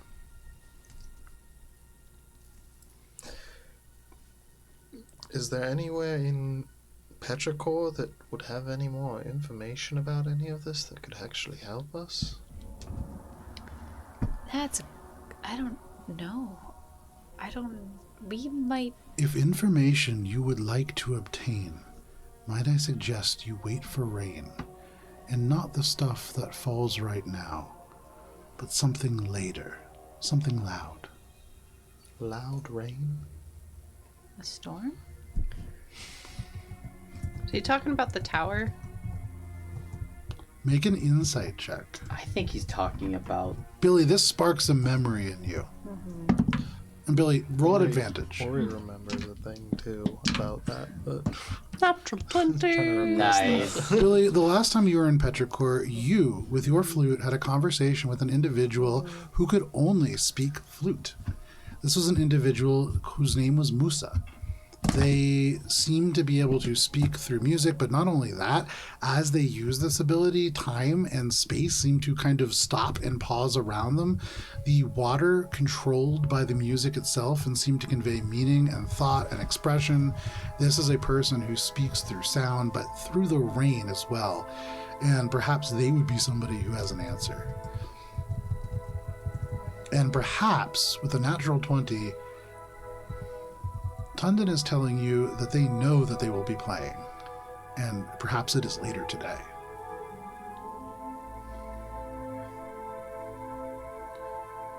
Alright, Billy well, doesn't share that. waiting for loud rain Should we? in a place where it rains constantly. Okay. I think we have asked the questions we can ask of the chef here. Though we'll probably be back to try the food. Now we audition? Yeah, I guess. Sounds good to me. Okay. You turn, you make your way out of the alehouse. Thank you, Tundon, for your help. He turns and he nods and gives you a deep bow, and you can make your way away. I have a silver this time. Pal. Are you gesturing it out to him? Yeah, I'm giving him a silver. For money, I have no need. Save it for yourself to satiate your greed. He burned you. He burned I you. really have. Usually my greed is just taking it for food and stuff. This is Burned. the most I've The ever greed had I money. speak of belongs not to you, but seeks you out Oh, and damn. will spear you through. Oh, damn. You'll need all the silver you can get when it finds you, but it hasn't yet. He burned you twice. I don't think that's what. Ooh, He bows deeply again. Ooh, the coins. Yes, that's what I'm thinking about too. Oh Oh, boy. or the soul coins that we touched. Yeah, that's ours. Oh. You make your way out into the rain It's probably for us. in the direction of the Rose Theater, but because it is 10:50 and a good place to stop for the evening, as you approach your auditions for the Battle of the Bards within the Rose Theater, you can actually hear your rival kind of like beginning to sort of tune up their instruments. As you kind of arrive, you can see there's a number of people waiting in line. You see a silver dragonborn joined by a trio of copper dragonborns.